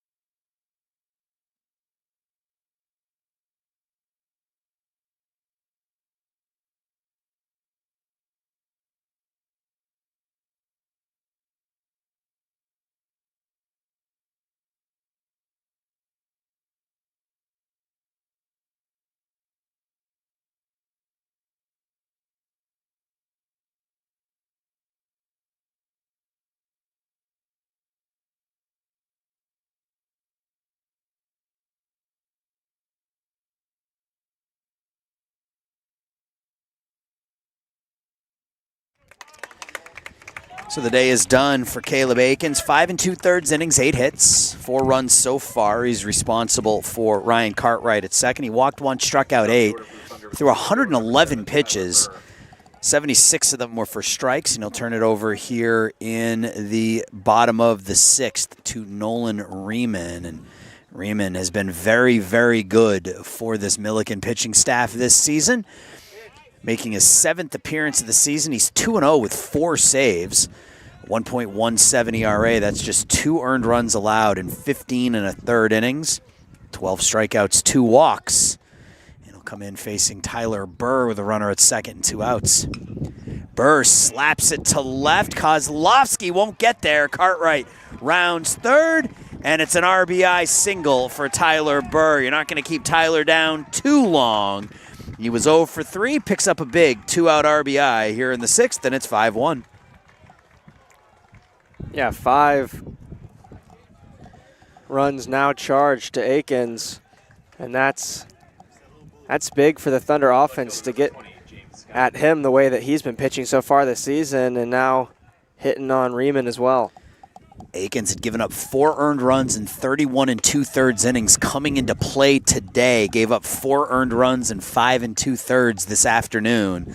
The Thunder offense back on track after a hiccup on Thursday night. Now James Scott, who's 1 for 3. He'll take ball 2 high. So the line on Akins is complete. 5 2/3, 8 hits. 5 runs, 4 of them were earned. He walked 1, struck out 8 through those 111 pitches. 2 balls, no strikes on Scott. And that one's a little high. Oh, that was called a strike, 2-1. Very delayed call by the home plate umpire. That right arm came out a couple of seconds after, so 2-1.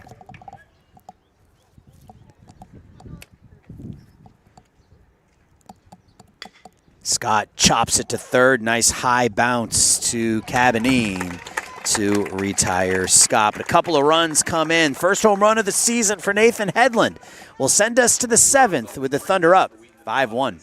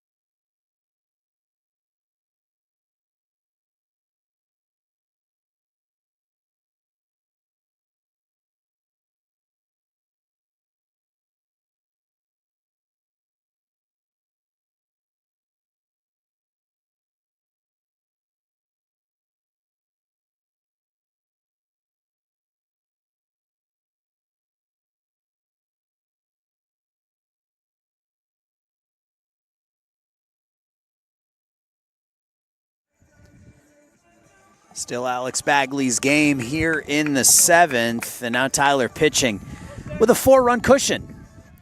Yeah, very nice, especially when you have a doubleheader. Bagley doing a great job going deep into this first one. Now a little bit more comfortable, as you mentioned, with that 4-run cushion. Yeah, you love seeing a pitcher go deep into the game, especially as you mentioned, this doubleheader. Save that bullpen for game 2. And as he's done all day, we'll start off a Millikin hitter with a strike as Easton Steck grounds it foul. Steck 0 for 2. Really, it's the difference of the game. The bottom, talked about the bottom 3 in the Wheaton lineup today. It's fouled back to make it 0-2. Sean Dimitrovich, Nathan Hedlund, Ryan Cartwright are 4 for 9 with a home run, 3 doubles, 2 RBI. The bottom 4 in the Millikin lineup are 1 for 8 with 3 strikeouts. It's hit hard, but foul. Bottom of the order production. You don't expect them to come in and put up huge numbers like they've done today, but if your 7, 8, 9 hitters can all get on base once a game, you're going to have a lot of success. The 0-2. Fastball called, strike 3 outside corner, strikeout number 6 for Alex Bagley, and he continues to roll right along. That is 11 in a row retired. Yeah, in his 16 innings pitched, had 14 strikeouts coming into this game, and he is really delivering efficiently right now. And he is painting. First ball rolled over by Kozlowski. 2 outs here in the 7th. 12 in a row retired by Alex Bagley. The last Millikin hitter to get the ball out of the infield was Easton Steck back in the 4th. The last big blue hitter to reach was Carter Rich with a 2-out single in the 3rd. We've got 2 outs here in the 7th. Gage Reynolds breaking ball had Reynolds twisting out of the way, 1-0. And he's been efficient. He's only in the mid-80s in terms of pitches here as well. Grounded to third, underneath Lynham. Gill will eat it. It'll be an infield hit for Gage Reynolds. Smart play there by Gill to just hang on to that ball and not throw it away, or they're going to give Lynham an error on that. So it'll be an E5. Not a single. So Cabanine now, who's 0 for 2 with a fly out and a strikeout.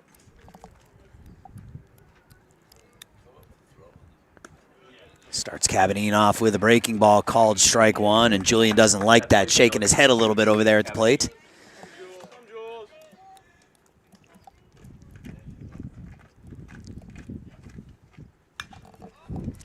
Pop down the right field line. The wind's trying to push that back into the field to play. It'll land foul. Not a lot of foul territory down that right field line, but the ball found it, and you can see that wind just push that ball back into the field to play. But it is now 0-2. Gorgeous day for baseball. The temperature's warmed up maybe about 15 degrees since we got here today. It's been wonderful. It was in the mid to upper 50s when I got here today. What do we got now? Now it is, oh yeah, almost 70. It's going to get even warmer. Love it. Yeah, I was bundled up not too long ago, and now I'm in shorts and a t-shirt. Yeah, I was going to say, you're dressed for summer baseball here, man. I came prepared. I got my jacket for game 2. I dressed for worst case scenario because I can always take a layer off if I need to. That's right. The 1-2 now to Cabanine. Gets him with the breaking ball. That is 7 strikeouts for Alex Bagley, who motors through 7. Time to stretch here in game 1.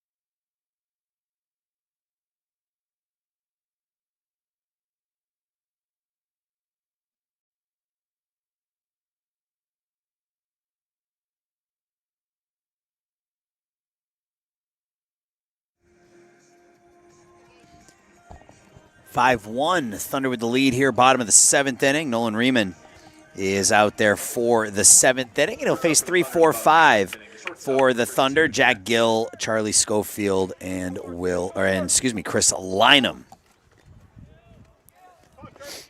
Gill 2 for 3 today. Single, double, RBI. Last time up, he struck out.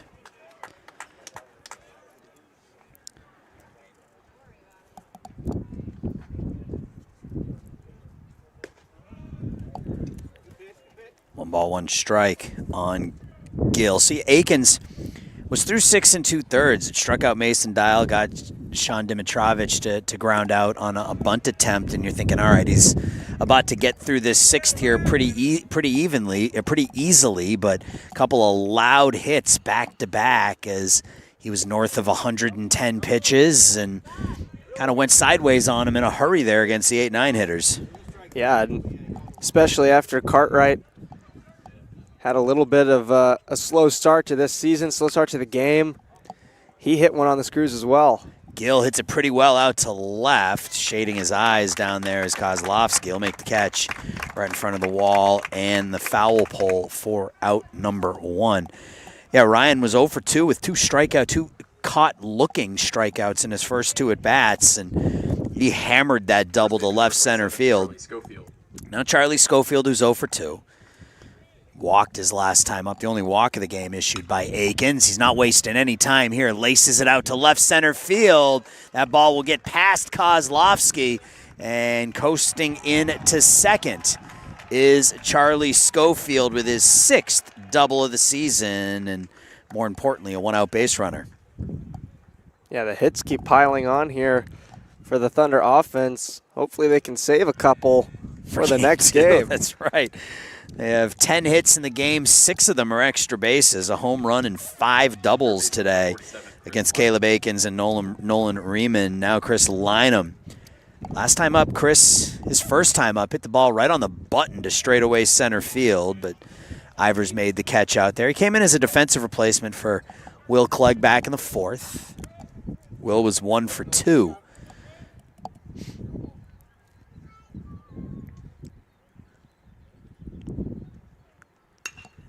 Gets a hold of this one as well. Line him out to left center field. It's gone. Oh, that's off the top of the wall.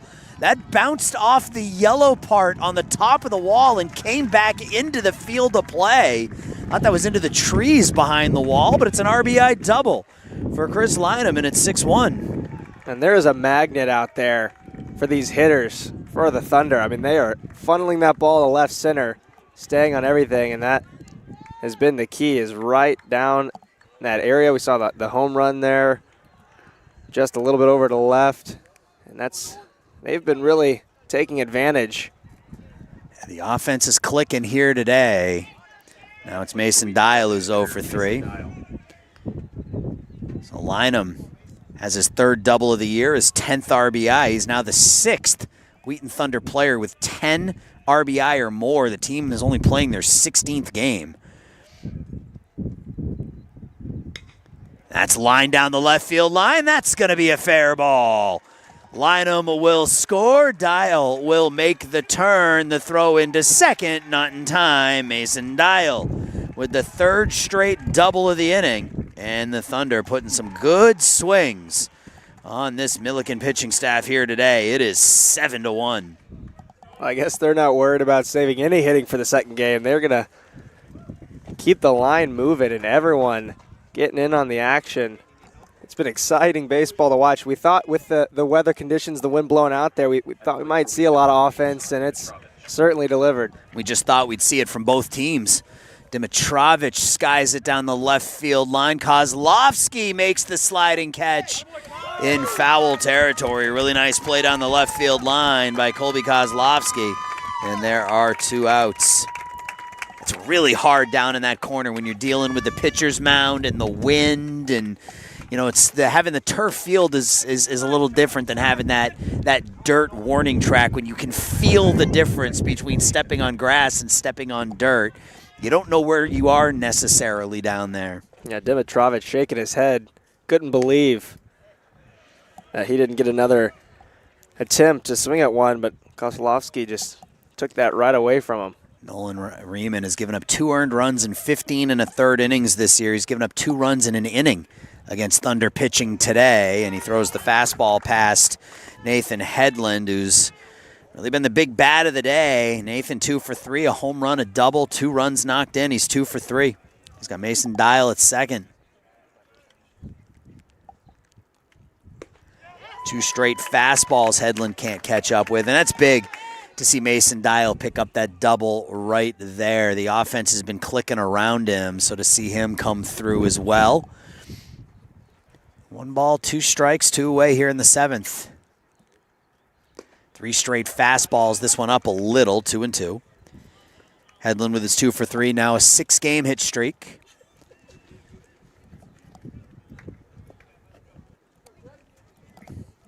Cartwright on deck if it gets that far. 2 runs on 3 doubles this inning for the Thunder. 2-2 fouled off the mask of Gage Reynolds. It'll stay 2-2.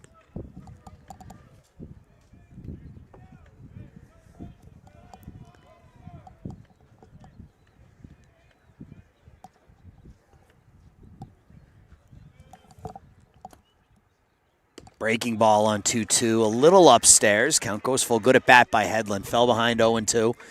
Couldn't catch up with either of those 2 fastballs. He's worked it to 3-2. Trying to extend the inning here in the 7th.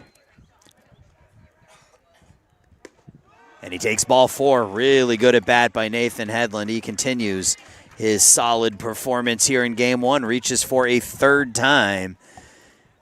And now Ryan Cartwright. Yeah, now especially you feel really confident if you want to let Bagley go back out there. The lead that they've built, he's got a real opportunity to put this whole thing to bed. So we'll see how long the leash is and if they even want him to go out there. We'll see, could be exciting. He's just at 89 pitches through 7 innings, and with a 6-run lead, you'd love to be able to save your big guns in the bullpen for game 2 if needed. But you also want to make sure you take care of business in game 1, right? You got to get those 27 outs. It's the thing that's great about baseball is that it's not a clock. You've got a certain number of outs that you have to get until you get out number 27. Game ain't over. Absolutely, and it's nice to see the Thunder, after they lost 6-0 in the opener against Millikin last year in their first matchup, this time flipping the script, 7-1. We thought we might have a little bitter taste from last year, and certainly it's looked like that. And coming off really their worst offensive performance of the year on Thursday, just 4 singles in that game against Concordia Chicago. 1-2, Cartwright goes down swinging. But a couple more runs come across for the Thunder on 3 doubles. They strand a couple. We go to the 8th. Wheaton up 7-1.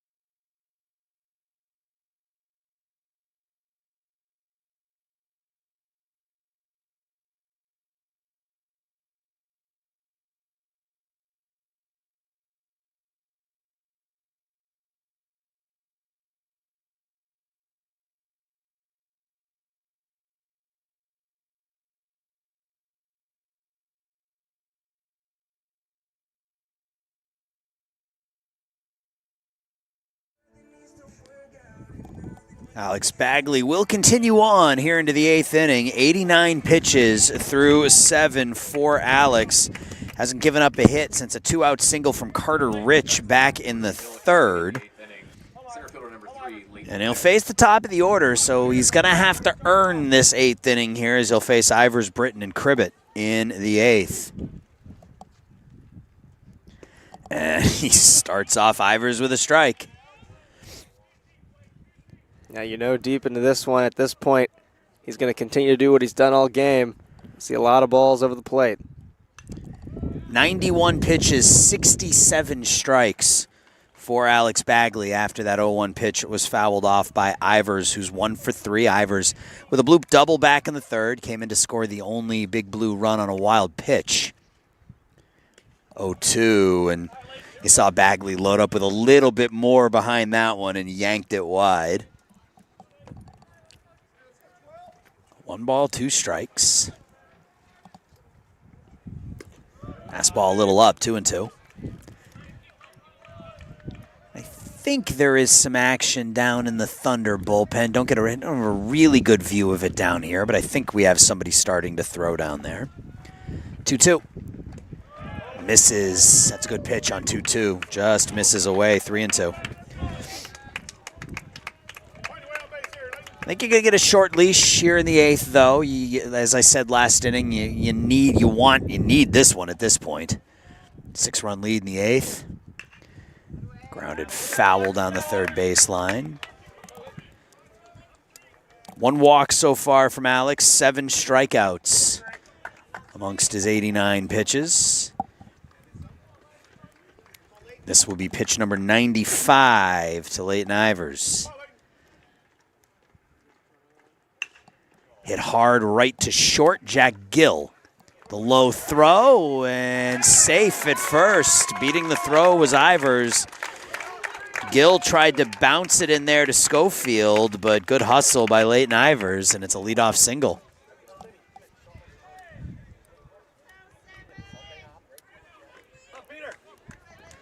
Now Peter Britton, who's 1 for 3. Bagley hasn't had to deal with a leadoff base runner at all.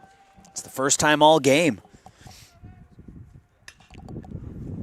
Hit down the right field line. Dimitrovich is over. He'll make the catch right along the foul line, and that's another one, Tyler, that was blown back into the field of play by that breeze. That looked like it was drifting foul. It ended up in fair territory.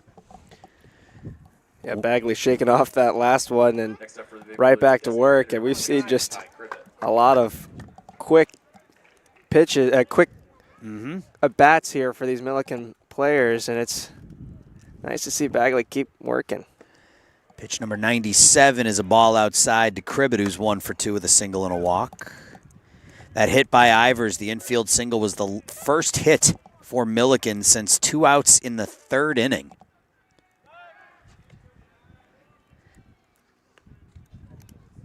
One away in the 8th. Cribbett with that single in the 1st. Now his hits in 11 of his last 12.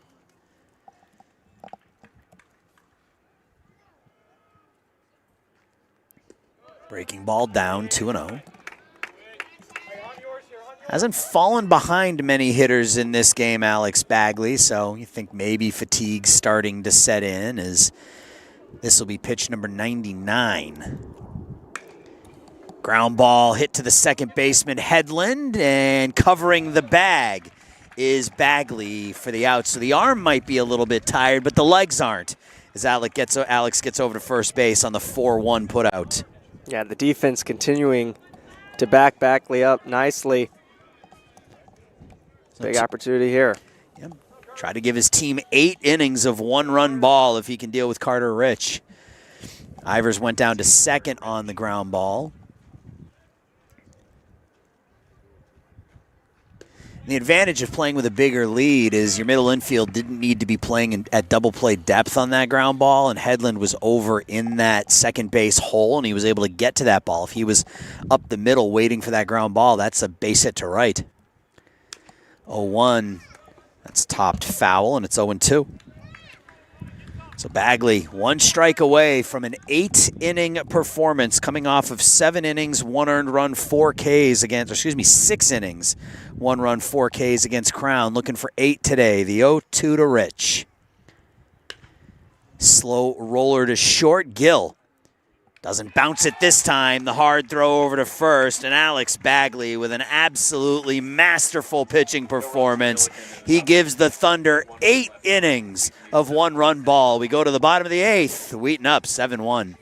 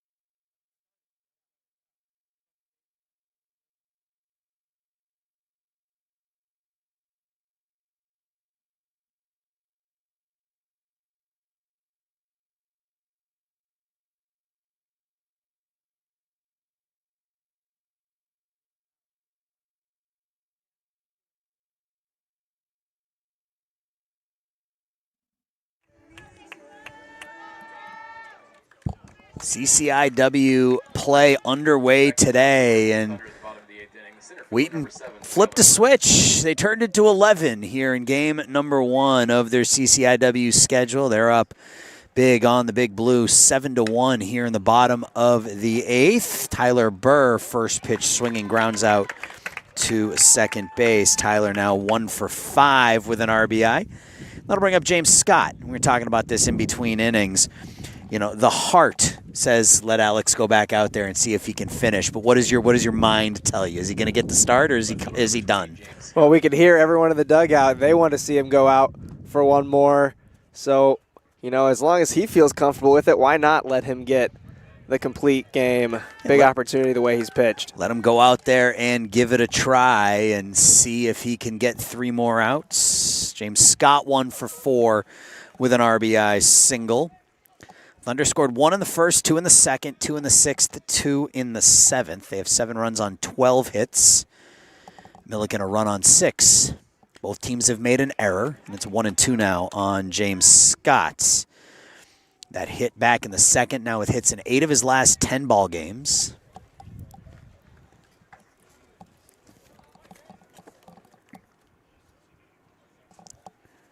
Fastball missing away. Nolan Riemann still out there, an inning and a third so far. 4 hits, a couple of runs, a walk, and a strikeout. Last inning, 3 consecutive doubles. Fastball away, 3-2. Jack Gill on deck, and then Charlie Schofield. 3-2 to Scott.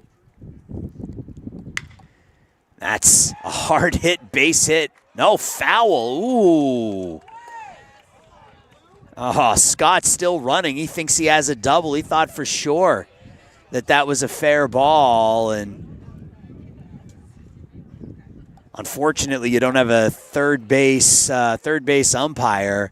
That looked pretty clearly fair from our angle, but called foul. So James will have to do it again. Yeah, I saw some Millikin fans on the sideline put their hands over their mouth. Couldn't believe that he called that one foul. That looked like it got right over the bag inside the line. Not a lot of room down there either, with Cabanine guarding the line down at third base, but that ball snuck through. So James has to lock back in here on 3-2. Well, it's not a double, but he'll go down to first with a 1-out walk. Second walk issued by Riemann, and a 1-out base runner for Jack Gill. Jack coming off D3Baseball.com Team of the Week announcements. He and J.D. Van Hook were both named to the Team of the Week last week, the first time since 2019 that the Thunder have had 2 players named to that team in a week. First time since 21 they've had anybody named to it.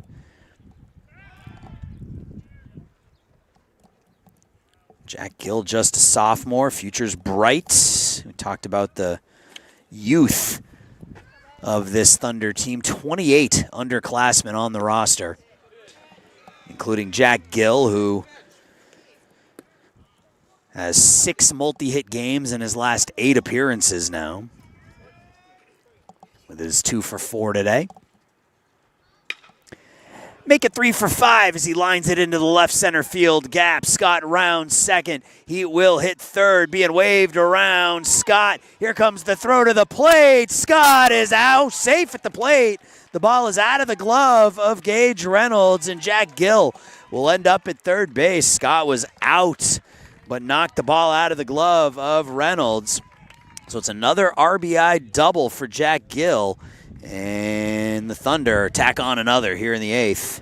Yeah, I do think without the real dirt, the slides can get a little awkward, and it looked like Scott came up a little bit uncomfortable, too. Yeah. He was grimacing.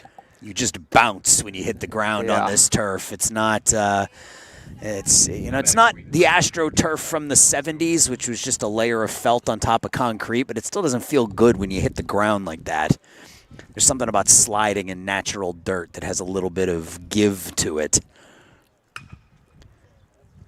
Pop to center, or left rather. Kozlowski makes the catch. Tagging is Gill. He will score on the sacrifice fly to left by Charlie Schofield, and it's an RBI for Charlie. Another run for the Thunder, and it's 9-1. And one thing you'll learn about me is I love a good productive out. I love a sacrifice fly. I love a ground ball to the right side with a runner at second base. So that's a productive out by Charlie Schofield. He picks up the RBI. And the Thunder extend their lead to 8 here in the 8th. For Schofield, that's RBI number 14 of the season. That double for Gill gave him 2 RBI in the game. He's up to 19 on the year. That's hit pretty well out to left by Lynham. And the catch is made in front of the 365 mark by Kozlowski. And the inning will come to an end. 2 more come across for the Thunder. 3 outs away from a 1-0 start in CCIW play.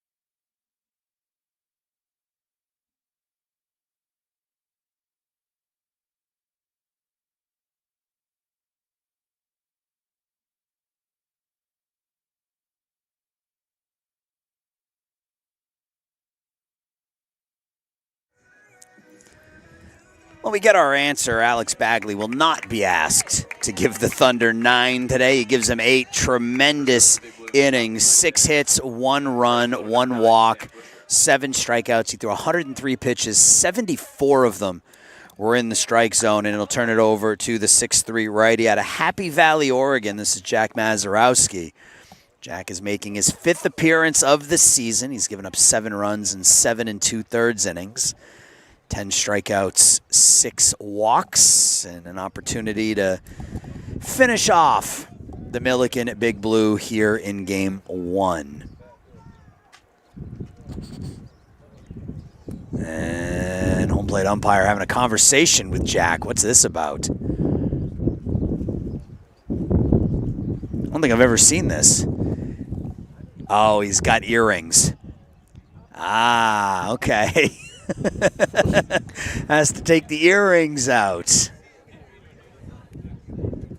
Get some glare off the bling, right? Can't distract the pit, can't distract the hitter. Home plate umpire laughing with Cartwright. Jack's last appearance came on the 14th against Hamline, went an inning and 2/3, gave up a couple of runs. Walked 3, struck out 2. And with an 8-run lead here, the message is throw the ball right down the middle. Let your defense eventually get the side. It'll be Busher, Steck, and Kozlowski here in the 9th. Fastball over, strike 1. Busher 0 for 3. The bottom 5 of the Millikin lineup today. Busher, Steck, Kozlowski, Reynolds, and Cabanine are 1 for 15 with 6 strikeouts this afternoon.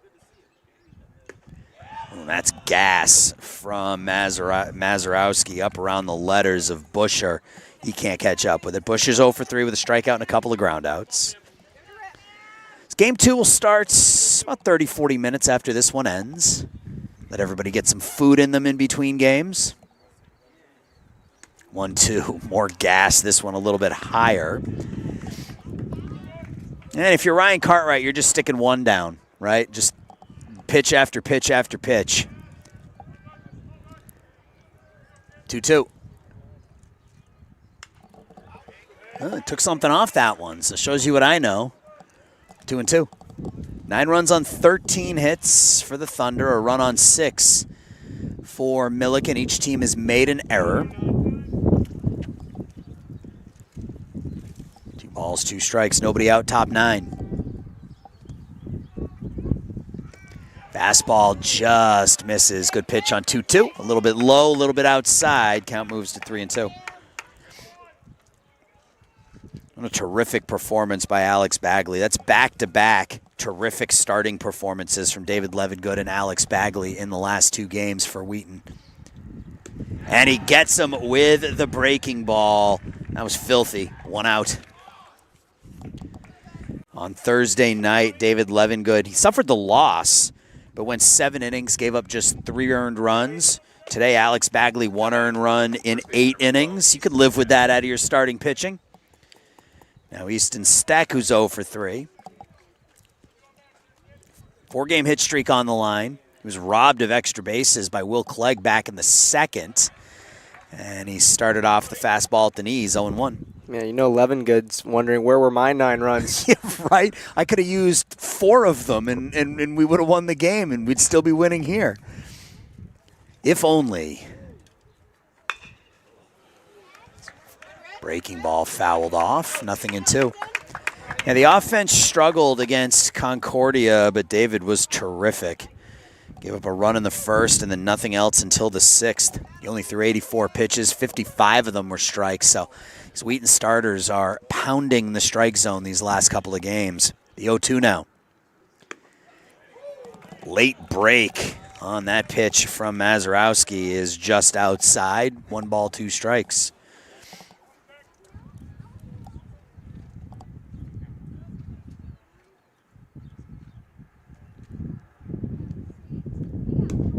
Fastball high, 2-2. Just 2 singles for Millikin since the 3rd inning. Carter Rich with a 2-out single in the 3rd, and Leighton Ivers with an infield single in the 8th. Foul tipped, held on to by Cartwright. Back-to-back strikeouts for Mazurowski here in the 9th inning, and the Thunder 1 out away. Starting their CCIW schedule 1-0. Now Colby Kozlowski. He's 1 for 3. He was robbed of a hit as well back in the 4th. Diving stop by Charlie Schofield. Fastball over strike 1. Thunder pitchers just continue to throw strike after strike after strike.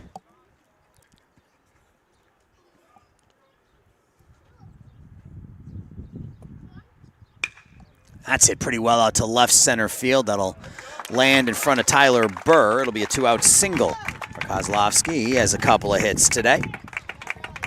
And now Gage Reynolds. I don't think we're going to have a pinch hitter. It'll be Trey Thompson pinch hitting.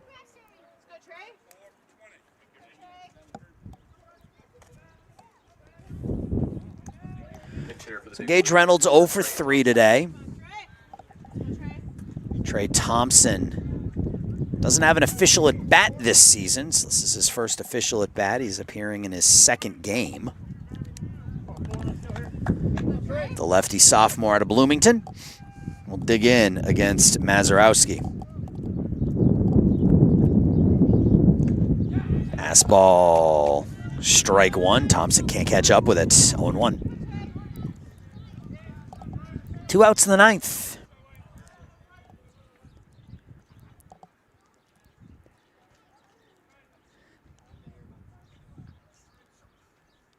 Another fastball, that one a little high.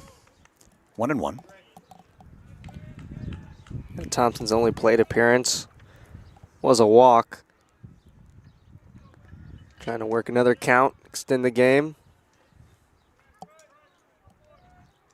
1-1.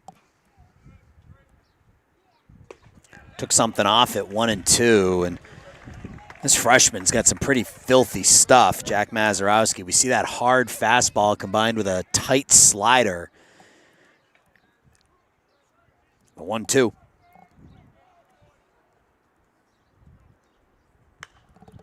Popped up on the infield. Back on it is Gill. In on it is Burr. And the sun causes an issue there, and it'll be a double for Trey Thompson, and the inning continues for Millikin.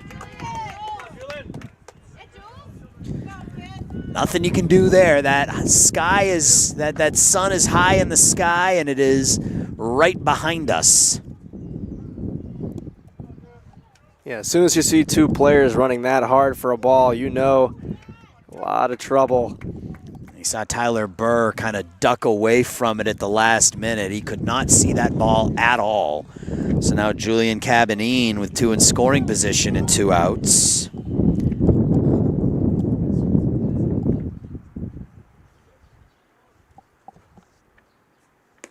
It's in there for a strike.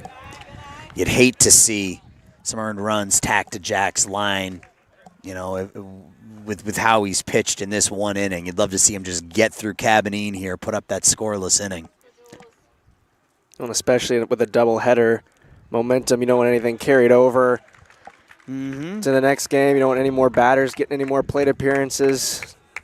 Just you certainly don't want to get back up to the top of the order where you don't want to give the Big Blue any sort of momentum here at all. The 1-1. Off the end of the bat, that's rolled to Schofield. The flip to first in time. And that'll do it for game number 1. The Thunder do win. They take this one 9-1. 9 runs on 13 hits for the Thunder. They made 1 error. Millikin 1 run on 8 hits. They made 1 error. The winning pitcher is Alex Bagley. He was tremendous. 8 innings, 6 hits, 1 earned run. He walked 1. He struck out 7. He improves to 2-0 on the season. The loss goes to Caleb Akins. He drops to 4-1. The game takes 2 hours and 16 minutes to play. And that'll do it for game number 1. Thunder improved to 7-9, 1-1 in CCIW play. We will be back with game 2 of today's doubleheader in about 30 minutes. Hang with us. This has been Wheaton Thunder Baseball on the Wheaton Thunder Sports Network.